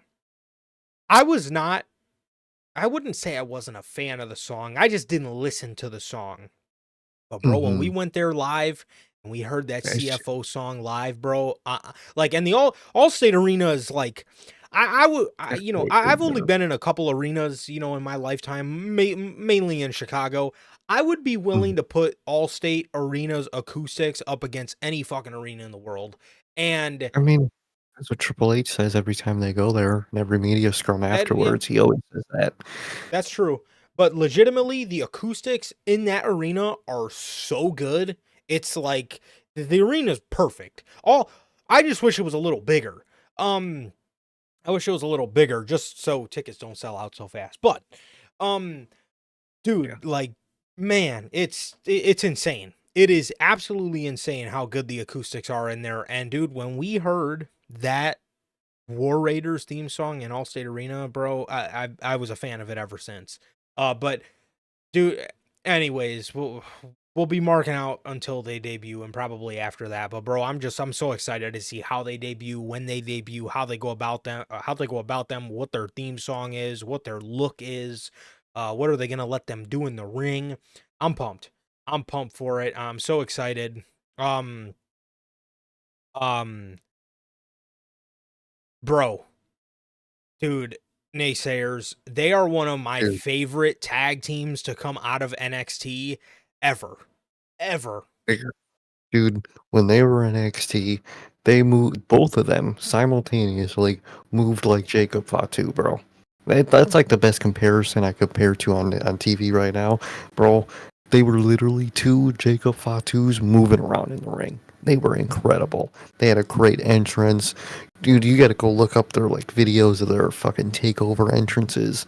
They would have just a crowd of dudes in Viking helmets fucking hitting shields, bro. Coolest shit ever. They were So so fucking if I were to say if I were to give somebody the Jacob Fatu comparison, I would say Hansen or Ivar. Eric is more of a striker. He's more of yeah. the powerhouse of the group. He's the one that's going to use more of the strength. Ivar is the one that's going to be more of the high flyer, which is incredible. But if you do want to check out a match, check out NXT Takeover New York, Aleister Black and Ricochet versus the War Raiders. That match is absolutely Insane. nuts. It's nuts. Um, That shit is incredible. You can also probably check out the War Games match, Ricochet, Pete Dunne, and the War Raiders versus Undisputed Era. That's another good showing that they had. But dude, Mhm. they're dogs, bro. They are They are. absolute dogs. Like legitimately one of my favorite tag teams to ever come out of NXT. And I was pissed when they got called up because Vince called them up as the tag team champions as the Vikings. Um, No, no, the the Viking Viking experience. experience. Yeah, dude. Bro, name Literally them to this after day, a fucking Disney ride, bro. Oh my god. I think that's the worst like name change call up. To 100%. this day, it 100%. has to be. It killed their momentum instantly. The Nothing. Viking experience, bro. Bro, Come named on. them after a theme park ride. And their name, like, now we did get used to their names over time, Eric and Ivar, and I'm fine with it. Me too. But the change from Hanson and Rowe to Eric and Ivar, that shit Yes. was like a fucking freight train, I'm telling you. It was horrible at first, which now Ivar and Eric, like, okay.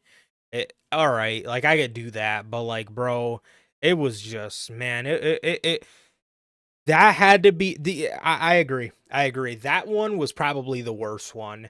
Now,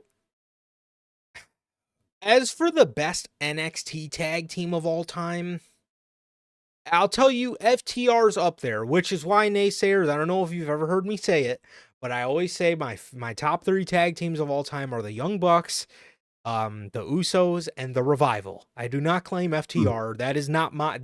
Those are not my top guys. I don't know who those guys are. That is FTR Gunn and FTR Bald. I do not know who those guys are.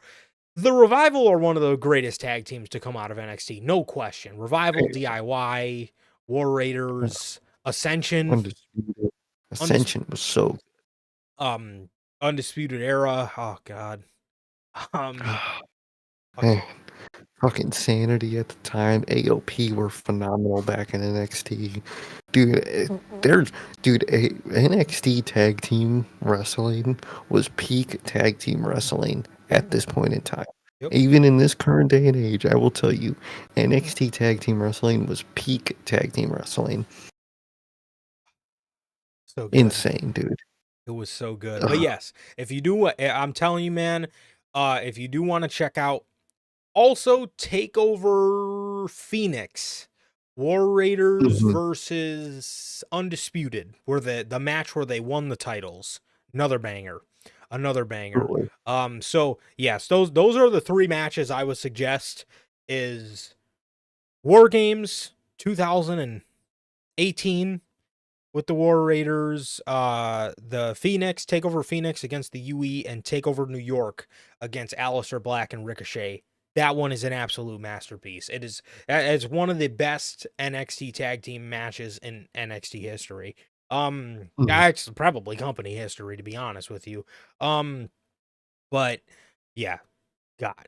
What are the best years for NXT? 2000. I can't say it any louder, bro. 2018. Oh my Dude, God. that year specifically is literally like the greatest ever wrestling content I've ever watched, dude.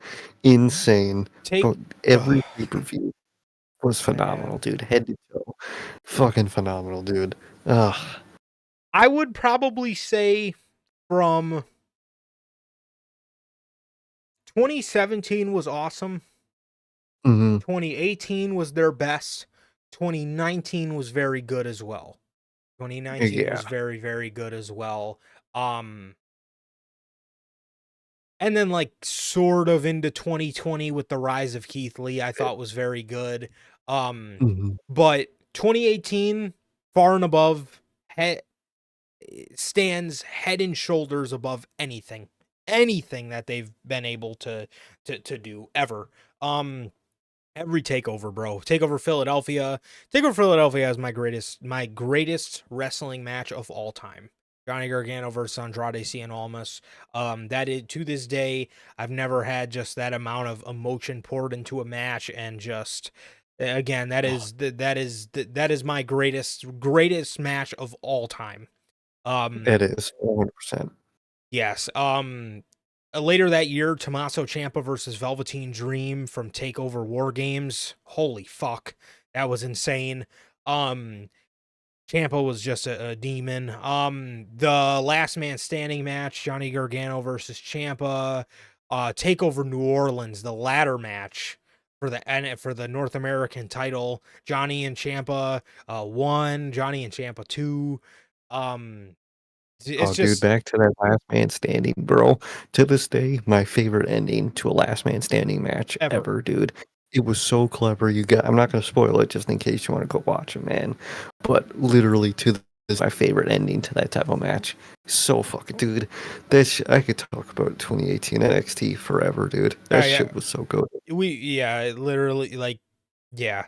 Um, man, yeah. I mean, we can do a whole special. We can do a whole Mhm. special on literally talking to you guys for like 3 hours about how amazing NXT 2018 was. A nice little retrospective for you. Actually, a good idea. Um, It's War actually Raiders. really good. That's actually a very good idea. Um, War Raiders play a vignette as I'm getting excited. Obviously, as you can tell by the 10-minute rant we just went on how amazing that this is going to be. Hopefully it lives up to the hype. These guys are absolutely worth it. I'm so excited for them to come back, and it's been way too long. Dude, I'm telling you, especially hopefully the merch goes crazy. I would love a good ass War Raider shirt. Bro, Um, I come remember they had a good one in XT, I think. they did. Dude, remember well, what's his fit? Ivar has kick-ass merch now. Remember a He couple months ago does. I was looking on WWE shop and I was telling you guys like, bro, I did not know this guy had like fire ass merch. That's gonna be heat, dude. It's gonna be fucking heat, man. But Yes. definitely, I'm so excited. Probably the thing I'm most excited, currently on Raw for right now. So I'm so excited. I cannot wait. You know, Sir K, I think the reason we're so excited is because, like you just said, those guys were DOA. These guys were dead on arrival. They never They never. got the chance. Like, Mm-mm. they might as well have never even been called up. Like, that's how much Oh yeah, nobody has seen the real War Raiders. real them exactly. They were literally dead on arrival, the most dead on arrival I think Vince has ever done to somebody. Yep. And now we're getting a chance to finally see that version of them just fucking reset and dropped on us, man. And I cannot wait. Yeah, I think that's why we're so excited, man. So prepare yourselves is the newest vignette. And naysayers, bro, I need an update. Come Friday, I And need to hear what you thought man, of 2018 NXT. I need it. I need your thoughts. exactly. Um,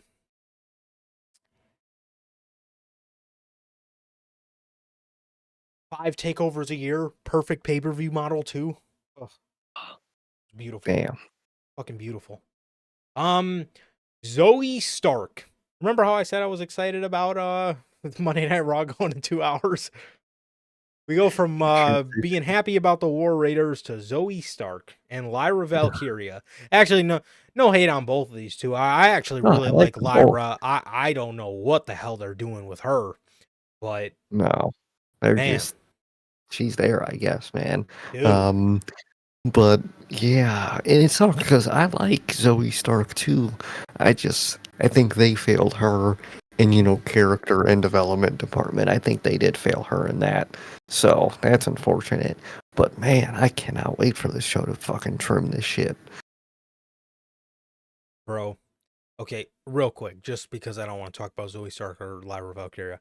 Naysayers, you gotta let me know what you think of the War Raider. I need you to pay attention to the War Raiders theme song. When I tell you that shit gets you so fired up, bro, I used to be in the gym going nuts to that song, bro. That is an absolute listen. I was listening to that shit in 8D audio, just going crazy. But anyways, Sure so he was. all right, so Lyra is leaning over the ropes as Sonya, blatant as day, stands on the apron and does the slowest sliding knee that the ref did not see. Zoe then hit her with a Z360, won the match. After the match, Kaden Carter and Katana Chance came out for the save. Katana Chance was just screaming like an idiot, dude. She was just, yeah, let's go.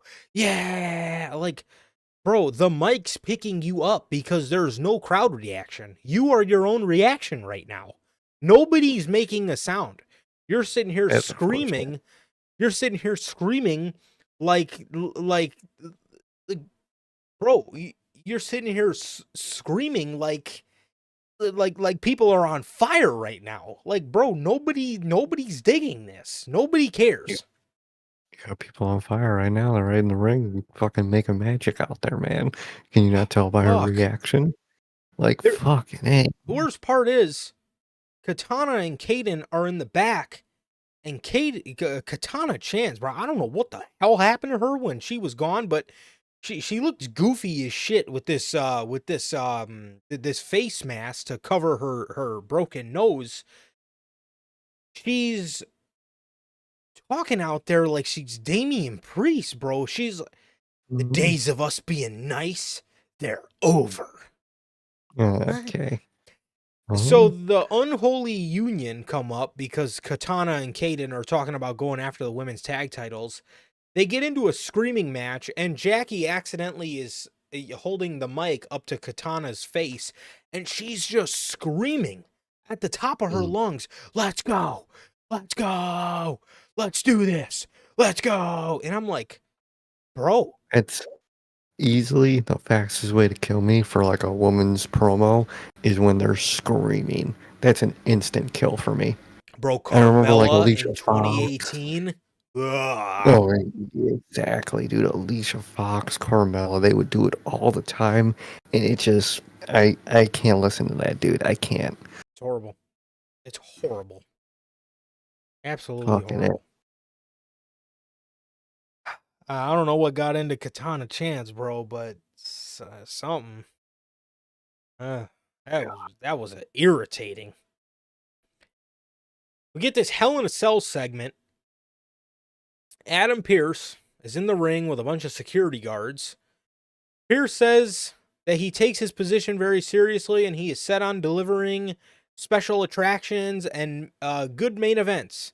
He says they are delivering one hell of a special attraction this Saturday. After this match, their war will be over. And although they cannot have a physical battle, I am allowing them to get one last shot in their war of words. CM Punk and Drew McIntyre come out. WWE brought the whole Hell in a Cell to Evansville, Indiana, just to have these two stand in it. Just to cut a promo. I didn't like that. I really wish they Yeah, would have saved the cell aesthetic for, you know, for for Bad Blood. yeah, yeah, Like, definitely. I wanted to see it for the first time at the pay-per-view and whatnot. I didn't care for that. Thought that was doing a little too much. Me neither. The other thing about Hell in a Cell, I would actually like if they lowered the roof or the lowered how tall it was a little. Yeah, it's too big for no reason. It Yeah. doesn't feel cramped, if that makes sense. Yep. Yep. It's yeah, I agree. It feels a little too roomy. Yeah, there's way too much like just space up there. Like, Yeah. just I like it to be a little more cramped personally. One thing I will say that AEW to me always does right is their like cages and their structures. I think they construct them so well, because like in a way they don't construct them well, and that benefits it. And I think that's one thing I wish WWE really like got It a looks hold of gritty. is like exactly. It looks gritty in WWE. It looks like I don't know. It looks like a big box. You know what I mean? Yeah, yeah. The Hell in a Cell looks it looks a little too clean. I'm gonna need a lot less space on the floor, and I'm gonna need that roof to come down a little. I want it to look as if these guys are literally trapped in a cage with each other. Exactly. That's what I want to see, dude. Drew Says, as you can notice, I'm wearing black. I'm wearing black out of respect, but not for Punk because I have less than 0 for him. It's out of respect for his wife because she's going to have to feed him. She's going to have to bathe him, and she's probably going to leave you after what I do to you inside of this structure. And as you notice, I'm wearing a black tux. I'm wearing a tux because this is a celebration that Punk is going to be gone for good, and this time he's not coming back. He says Roxanne Perez used to worship this man, but she spent a couple days with him and realized what kind of person he is. He says Punk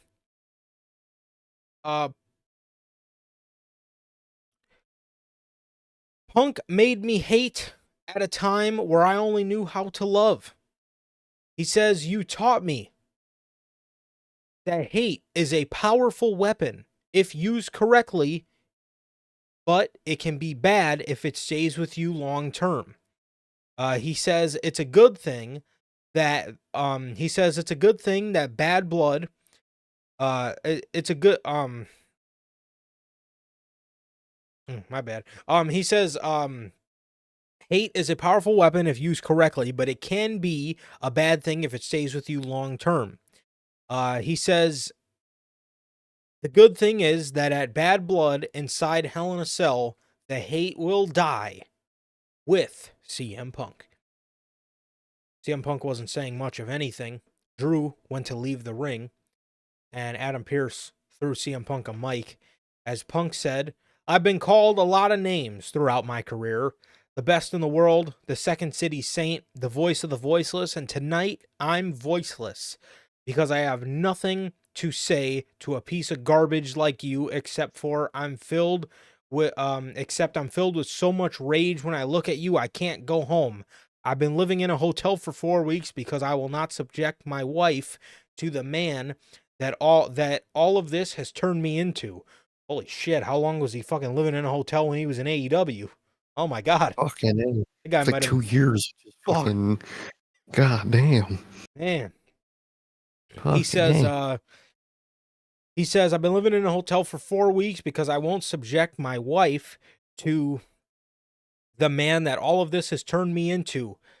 You son of a bitch, you've turned me into this fictitious boogeyman that my worst critics accuse me of being. And that's exactly who I need to be inside Hell in a Cell, to send you home to Scotland in a box.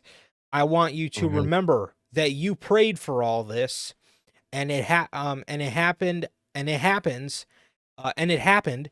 And on Saturday, when you're locked in the cell with me, and I've taken everything from you, and your fear subsides, and your grip with nothing but panic, on your hands and knees crawling, begging, you'll look up, and I'll wipe the blood from your eyes so you can see me. And it's not God you're praying to.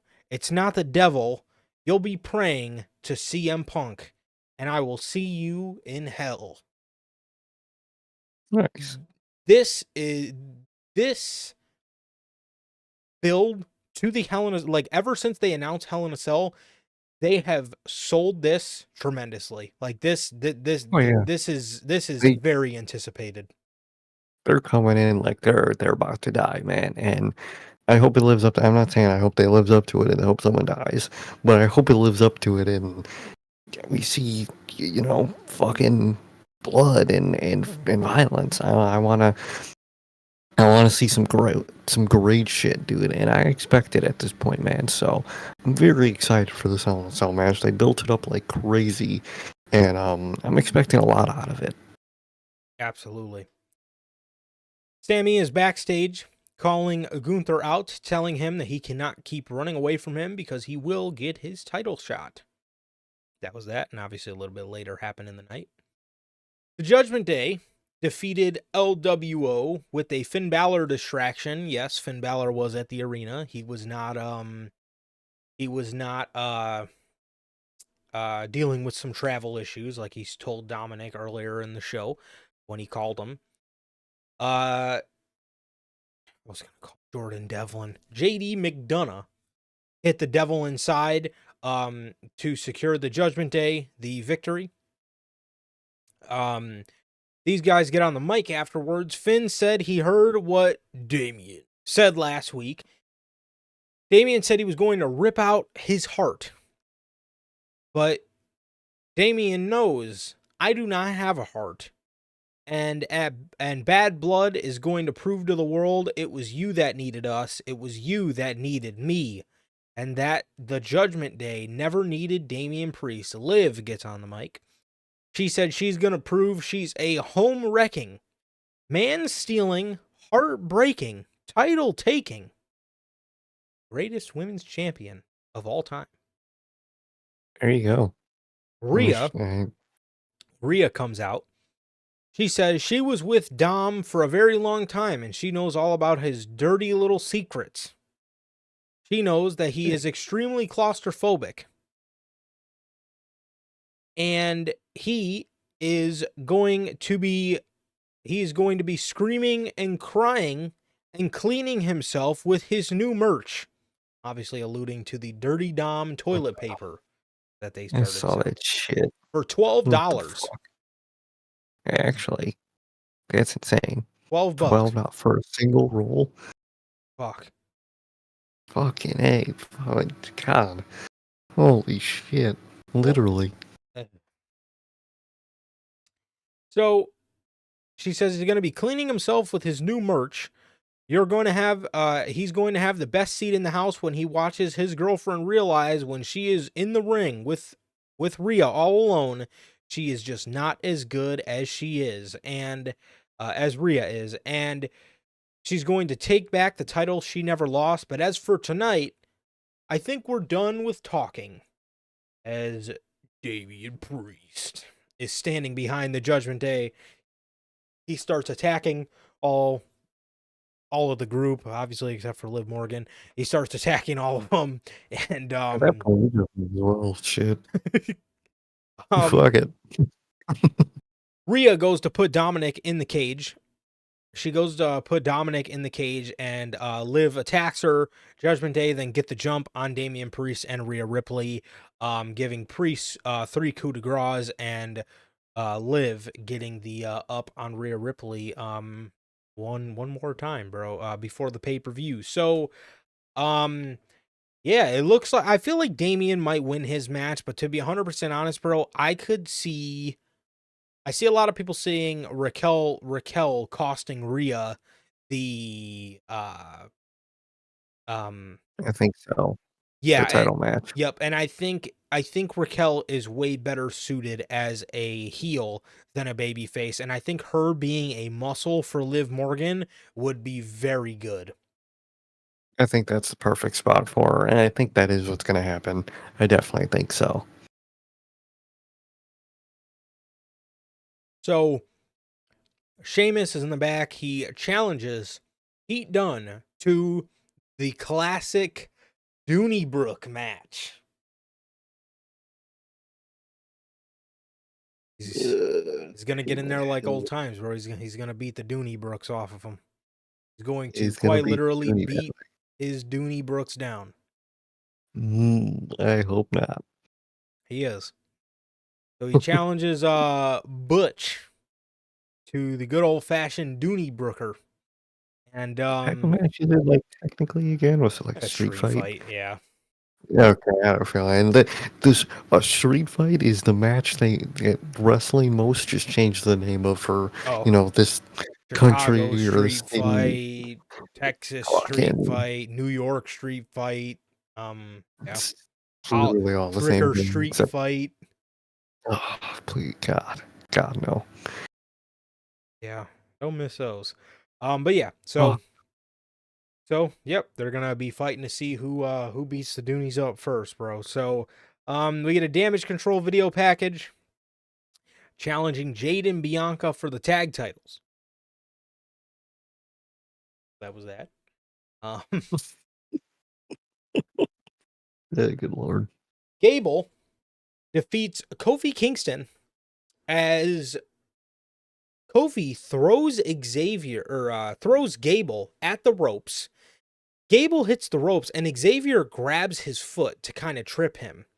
And you know how Kofi will throw you at the ropes and then he'll hit you with the rebound Trouble in Paradise, as you're running back at him, he'll kick you with it.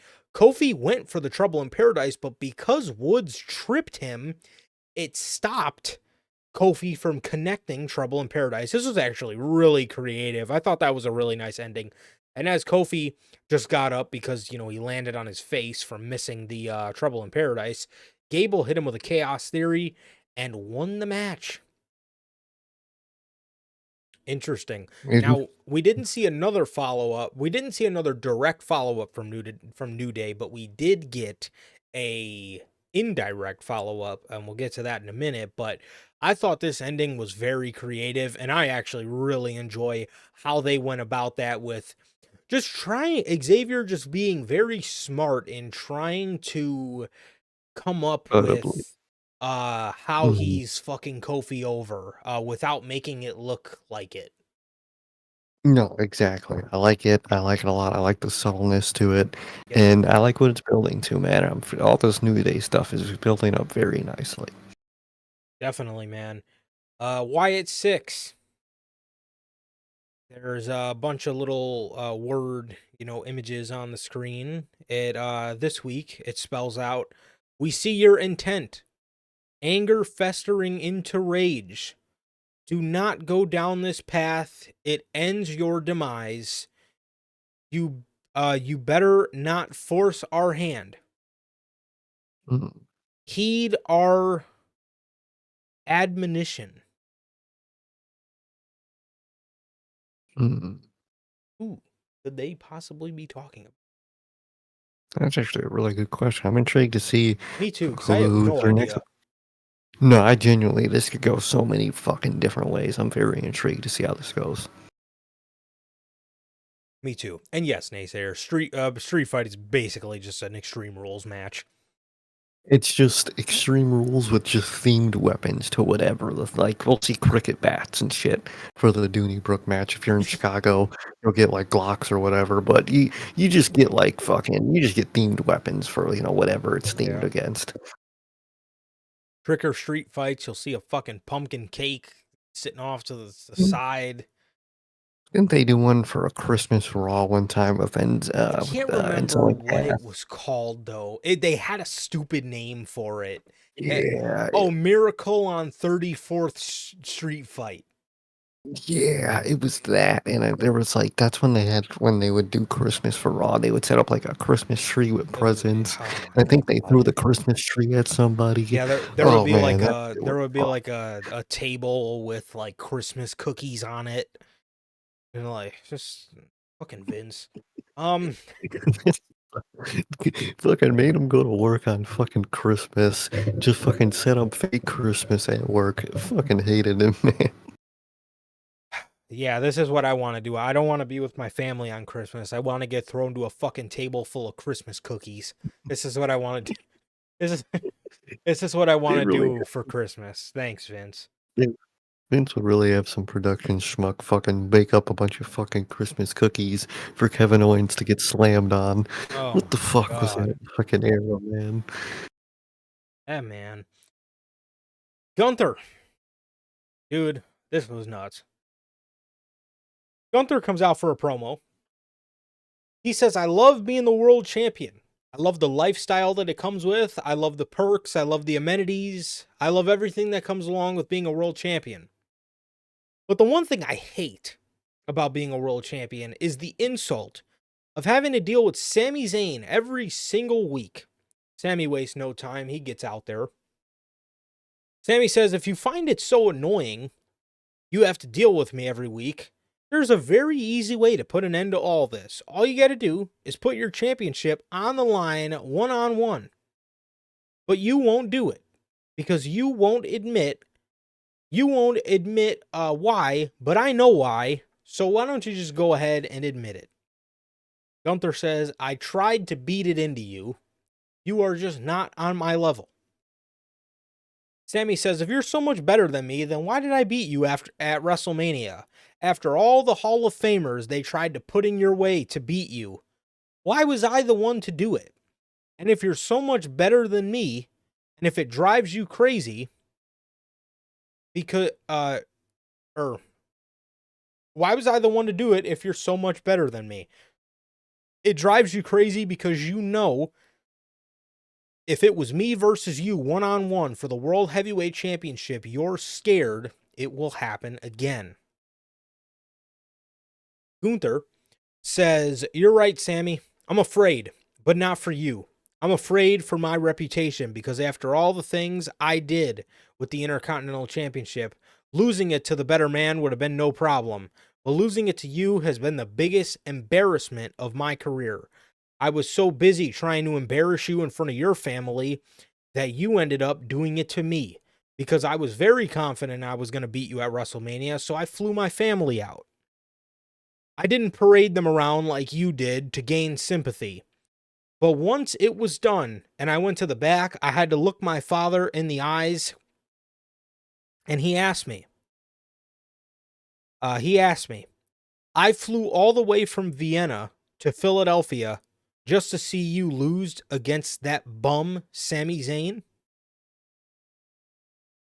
But it's okay, Sammy, because I know your family is used to seeing you fail. They don't expect anything from you. My family expects everything from me. I am the golden goose of my family. I am Gunther. I am special. I am something you will never be. The World Heavyweight Champion. Sammy, this is heating up, bro. I enjoyed this a lot. Mhm. I love it, dude. I love it. I love the vibe from these two. I love Gunther's character, man. I really do. And I like how he mentioned his family and, kind of hint into, the why Gunther is the way that he is, character wise is, yeah, that's how he was raised. You're gonna be the best no matter what. Yep. Why'd you lose to that bum? I like it, dude. I like it, and I really like what it's building to. Doesn't like the when it's building to, but I like the what. Yes. I flew all the way out here to watch you lose against a bum, Sami Zayn. Damn. Yeah, An old ass man. I love the character. I absolutely, especially like this. This is what I love about Gunther, and this is why I hate when people say he has no charisma, dude. This man, this man is the character of just now we're starting to get to the point where we're starting to know him as a human, and Mhm. he's allowing himself to be vulnerable. And this is like the first time he's ever talked about like his family or anything like that, because it's again Sami Zayn put him in a vulnerable situation, and he's being vulnerable, and he's opening up, and we're learning more about the character and what makes him tick. And now, like you said, the way he is because he grew up, the character that says he grew up in, his dad, from the sounds of it, sounds like an asshole.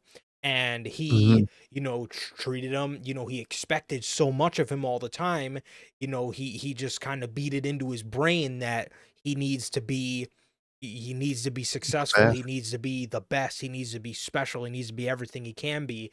And I love the way that, how they made his character have this sort of backstory where, again, from the sounds of it, he comes from a family where they're hard on him, and they because they Mhm. they hold him to a high standard, and that's why he is the way he is. That's why he took losing to Sammy as an embarrassment, and why they think he's a bum. And it's fucking incredible.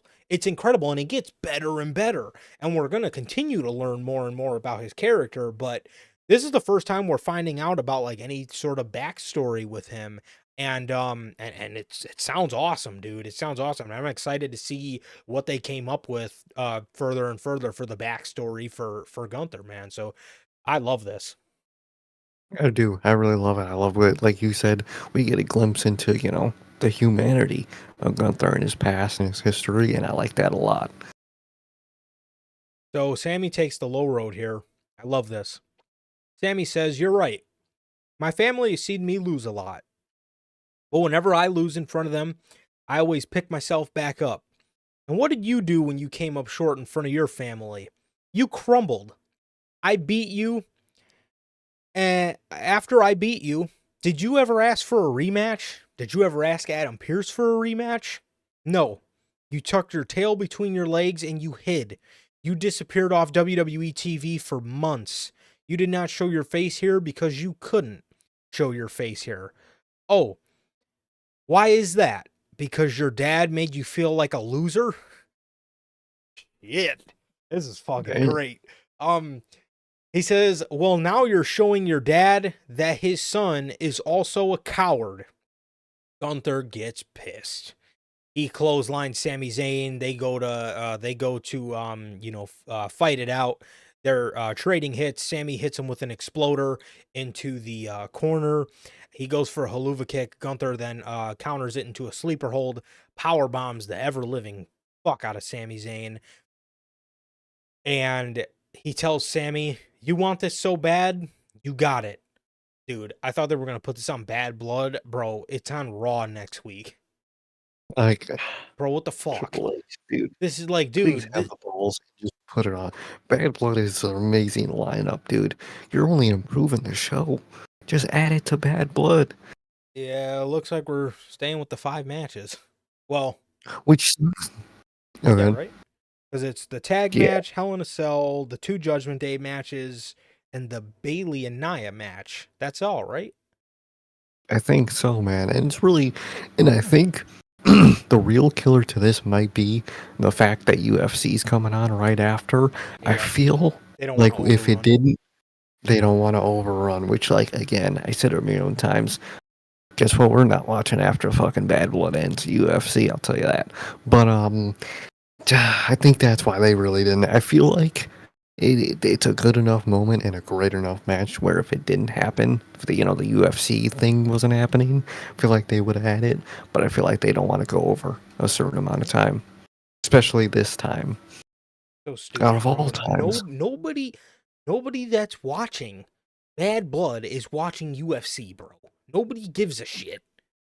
like if you're fucking intrigued in the Gunther and Sami Zayn storyline, you're not watching fucking some dude fight some other. I don't know their names. I never know their names in UFC. Yeah, I mean, I know the big stars, but like, bro, no. So what? Both companies are making money at the same time, and even if it does have a little bit of an overrun, it's gonna be the main event on against UFC's undercard. Like nobody goes for that stuff anyway. People want to Oh see no, it's the just shit. fucking Sean Stricklands and the Sean O'Malley's. Nobody cares about the first match on the card in UFC. Like, Exactly. anyways, Ah, I gotta call out Meltzer here.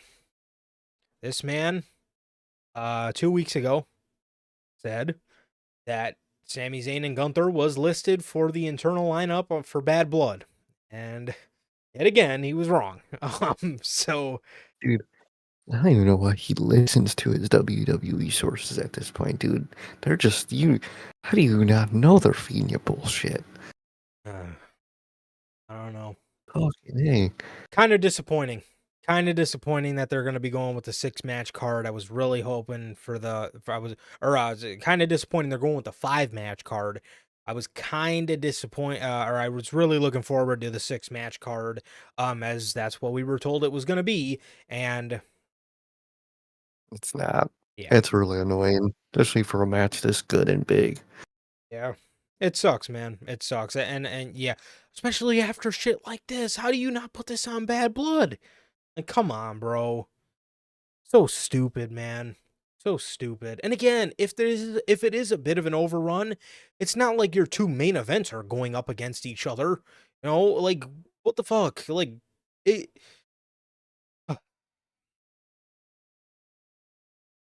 AOP defeated the Awesome Truth.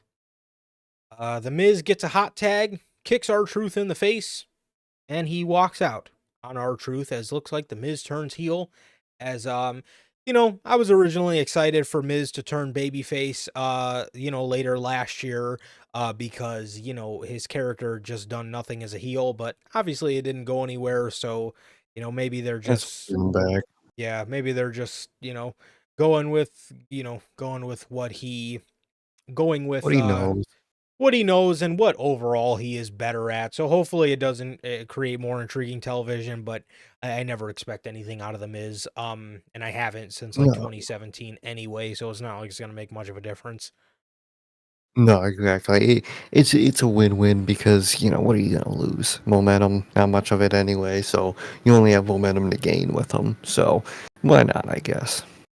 Definitely. Naysayers, man. I do not dislike comics, but I am not a comic book reader. I do have a lot of friends that love comics, and I actually have a good friend of mine that writes comics. So, Exactly. um, I'll listen to, like, a YouTube video of one. I'm not I'm definitely an audio guy in terms of, like, entertainment. It's always okay. gonna be some type of audio. I don't know if it's like a TISM thing, but I wouldn't be shocked. But, I'm always an audio guy, but I've seen Twitter talk about Absolute Batman a lot. I've seen that. Yeah, I'll definitely like I've been trying to get on audiobooks for a while, like just when I'm in the car and shit. I've been wanting to read I guess have it read to me the John Moxley book and the Young Bucks book from Backyards to the Big Leagues. I've been really wanting to get into those for a while, bro, but I don't know why I keep just not doing it. But yeah, I've been wanting to get into those for a minute, to be honest, bro, but we'll see. Maybe the day will We'll see. eventually make its way over. I'll be giving me some audio books, but yeah, bro, I hope you have a blast, dude. That sounds interesting. Yeah, Batman with Yeah, no money and no yeah, Alfred sounds interesting. I'm waiting. I don't know how many episodes the Penguin series is, but I'm gonna wait till it's all it's 8. done. I Oh, think it's it's the 8. Okay. Yeah, I think it's a standard 8, and they're coming out every Sunday, and they just came out with their second. So Yeah. um, few more weeks, and then it'll all be out, dude. But so far, I've been watching it week to week because I like doing that, dude. You're gonna love it. Oh, It's I bet. great, dude. Yeah. It's so good. I'm gonna wait till all 8 come out because yeah, I'm gonna wait till all 8 come out because and right now I'm in the middle of watching Monsters, Yeah. the Menendez brother Netflix docu series, and so far I'm on episode 2. Well, I'm done with episode 2 now. On to episode 3, but the first 2 episodes, fucking insanely good, bro.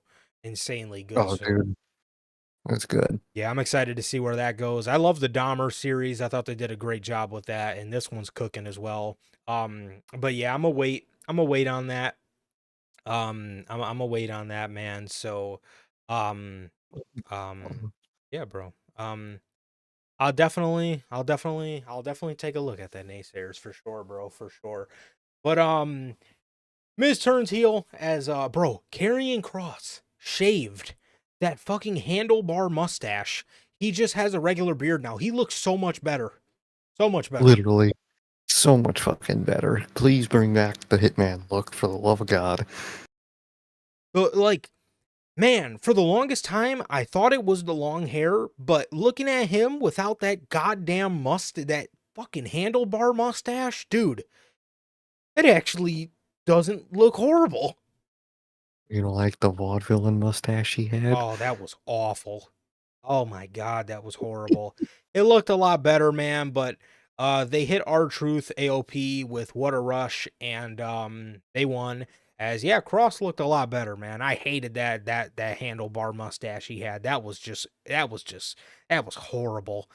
So yeah, he looked a lot better here, man. So yeah, that was that. Miz turns heel, and yeah, like I said, I mean, it's good for him. It's a better character direction for him overall, but you know, it was nice for him to turn heel and have that nice little mini feud with Gunther, though. They actually turned out like a banger at Survivor Series, which was like shocker of the night for me that Gunther's so great. He brought Miz to a good match. Um, and he did he did I mean the babyface run was and it was as It was okay as fine. can be, but yeah, but we'll have to see if it goes anywhere. Probably not, but we'll see. We'll see. So um Gunther is backstage, and Braun Breaker walks up to him and he says, I just wanted to see the title for myself. Gunther laughs at him. How you have the balls to laugh at Braun Breaker makes you an absolute menace to society, is Th- Gunther. That's how you. That's how you know that man's a beast, bro. Just laughed in Braun Breaker's face. It's crazy. He I laughs love it. and then he makes a joke in his face. He looks at Braun and he goes, "Wow, he really is a badass."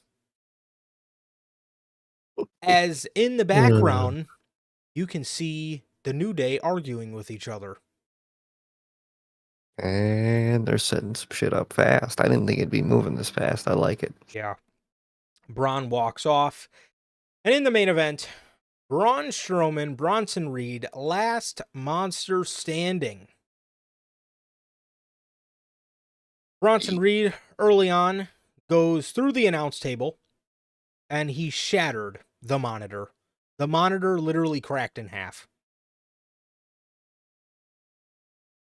Braun Strowman was hobbling his way to Bronson Reed. He was limping. I don't know if he got hurt in this match, but he was limping his way to Bronson Reed and hits Bronson with the weakest forearm known to man, which sent Bronson through a bunch of chairs, like a bunch of, and they set the chairs up, stand all the chairs up if somebody goes flying through them. They're up on the entrance, or they're up in the crowd, sort of on the production crates, and Bronson puts Braun Strowman in a Death Valley driver through two tables. Bronson, a little later on, puts Braun through the timekeeper barricade. Braun gets up. Then Bronson puts him through the first row barricade. He hits him with two tsunamis, and the referee's distracted because Adam Pearce and a bunch of security guards and a bunch of people are over there checking on this member of the audience that the barricade fell on. They're over there checking on him, so the ref is distracted as if there's not already 15 security guards over there. Bronson goes over there and he attacks some of the security guards. He grabs the referee. Adam Pearce gets in his face and he grabs Adam Pearce. Security guards all get in the way. Braun Strowman jumps off the top rope onto a sea of everybody as all of the, like, some of the parts of the announce table were sticking up, and these poor security guards landed right on it. And it was like sticking up still. It looked, oh God, it looked like it fucking hurt. Especially when you got a 300-pound man flying down on you. Which I wonder how much that gig pays, to be one of like the security guards that like gets hurt in a segment. I wonder how much they pay for that. I would love to know. So the Bronson or Braun jumps onto everybody. He goes to get on the top rope again after he gets Bronson in the ring. Bronson throws a chair at him, throws a chair at Braun, superplexes him. The ring collapses. This is a little corny. Yeah. I thought it was a little like okay. I like it. It was. I think it's been done better. 100%. The part that was corny to me was when the ref fell out of the ring. They always recreate the spot of the ref falling out of the ring. Like when Big Show did it with Brock, it was a complete accident. Like the referee legitimately flew out of the ring because the ring exploded. Now, literally every time we've seen the ring break, the ref falls out of the ring. It looks like one of those and you just fucking fall moment. Like that's the part I would just like it. If anything, just fall on your face in the ring. I think that'd be fine. You'd be fine, or like barely be able to catch up fucking what's left of the bottom rope or something. But yeah, I definitely I could understand that. So the ring breaks, ref falls out, and I'm like, all right, okay. I could, it's not like we knew because the ring posts were the traditional steel ring posts this week and not the LED ring posts that they normally have nowadays. It was the traditional steel ones.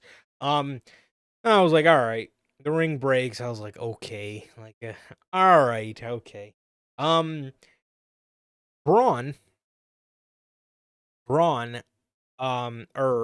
these two, sorry, Braun and Bronson are on the ground. The steel steps are in the ring, and Bronson goes to use the steel steps to help himself get up. And all of a sudden, we see somebody run out there and give Bronson Reed a stomp on the steel steps And as Seth Rollins is back, hell yeah. Look at which that. somebody reported that Rollins was going to be out for a long amount of time. And here he is. Oh, it was Meltzer. Oh my God, it was. It was. He said that Rollins' issues are chronic and he will be taking a long time off. Fucking dude. Come on, Melts. Why you even listen to these sources that They're call lying themselves their sources? ass How off much to are you him, paying bro. these people? I would love to know. You know, speaking of payments, how much do these fucking leakers make within these companies, man? Because fucking A, they're feeding this man some bullshit. And I If I was, swear he might be paying man, his ass. if I was Meltzer, I'd be so pissed at whoever's giving me information. I'd be like, motherfucker, you keep fucking lying to me, bro. Oh, dude, I'd rat him out so I just trips, bro. Get your boy fucking whoever backstage, bro. He's leaking me shit. I think it's fake, but he's leaking me shit. Triple H probably sent him a loyal soldier. Like, hey, make friends with Meltzer and just tell him a bunch of fake shit. I'll say, hey Gargano, go just tell fucking Meltzer fake shit, man. We can't put you on TV right now, so he'll make some dough off of his ass for a little bit. I got you. Which sucks for Meltzer's case, but Triple H, if that is the truth, and if Triple H is That's feeding some him good shit. somebody to feed him false information, it's a good Good. tactic because look at what happened here. I was legitimately I seen somebody running down the ramp and I was legitimately saying, who the hell could that Can't be be? wild. I was like, who Exactly. and Seth wasn't even on the mind. And then too, No. people were just saying, well, Seth's not anywhere close to coming back. Like literally, like a couple days ago, I was hearing people say that Seth isn't close to coming back. Like, dude, did you not see this guy at the fucking Indianapolis Colts game taking a bump after fucking T.Y. Hilton threw him over onto the grass? Did you guys not see That shit him? was hilarious. Did you not He see took him? that bump like, Like, bro. and so I had a feeling maybe maybe he's been gone since the night after SummerSlam. Um, But Rollins is back. And again, if that's the case, Triple H is playing it very smart because it's going to make things more unpredictable for when he comes back. So I can appreciate that. And Rollins is back. And bro, it looks like I'm assuming we see him and Bronson Reed. I'm assuming at like Crown Jewel. I'm assuming. I think Crown Jewel would be the spot. Yeah, so this is yeah, man. You know, Bronson obviously lost this. I would have liked for Bronson to win this, but A, he didn't get pinned, and B, it was because of a reason. So Rollins is back, man. Rollins is back, and dude, I'm cool with that, man. As long as he's good to go, I'm cool with that. And yeah, I fully expect Seth to end up, putting Bronson Reed over, and I think that's the right call. And I think he's going to at least play a hand in trying to make this guy a superstar, man. And I can absolutely appreciate that. And Rollins is back, and now Bronson and Rollins are going to get their feud started, and hopefully this can bring Bronson Reed to the next level. Definitely, man. Definitely. I hope so. I can't wait for the match. I think it's going to be great. And I was shocked, very shocked by Seth's return. I can't wait, man. I think it's going to be really fucking good. Definitely, definitely. With Seth being back though, I guess that does kind of put a little bit of a halt onto the plans. Well, not necessarily the plans. I guess just my prediction of Bronson maybe being the one to take the title from Jey Uso. Um, Yeah, I thought that that would have. probably puts that. Yeah, I thought that would have been. I thought he would have been a good option to take the title from him, but Cable. obviously not. Ga- Gable would be very good. Gable would be very good. I don't know how. Yeah, they got to start doing something with Chad Gable, man, because They got yikes, you. You can't have that man float. He's too goddamn good. dude, this fucking guy was the best part about Monday Night Raw during the summer. Here he is Literally. now doing, I mean, he's building his new group, but man, we need to have him doing something more significant on the show, man. I would absolutely love to see him, with a mid card champ with the IC championship. He should have been had it. So Oh, 100%. yeah, I don't know, man, but that was everything on Monday Night Raw, man. As like I said, we've seen the return of Seth Rollins, which I did not expect at all, but I'm happy to have him back. So yeah, man, that is everything. Yeah. Oh, yeah, man. Pretty. Wa- it wasn't a bad week overall, man. Even with AEW, it was lackluster, but it wasn't bad. Hmm. Definitely, bro. So with that, man, that is gonna do it for this edition of NHP. Another great edition of Unscripted, as this was your week in review for the week of wrestling, man. Dynamite Grand Slam, the last third hour Raw on USA. Jey Uso celebration, Seth Rollins return, bunch of good stuff here today. Thank you guys so very much for joining us. Everybody who came out, man, naysayers, Logan, thank you guys so very much for joining us as always, bro. Um, and of course, our members, part of the Replay Mafia. Thank you guys as always. And with that, that is going to do it for this edition of NHP. It has been always, always, always a pleasure for my Johnny. And Sir K. And that is going to do it for this edition of Unscripted. Ladies and gentlemen, this has been episode 215. Thank you guys so very much. Remember, Friday will be a special start time of 2:30. Thank you guys so very much for joining us. Thank you guys so very much. Please like, comment, and subscribe. And we will see you all on Friday with the news and the Bad Blood 2024 official show predictions. Peace.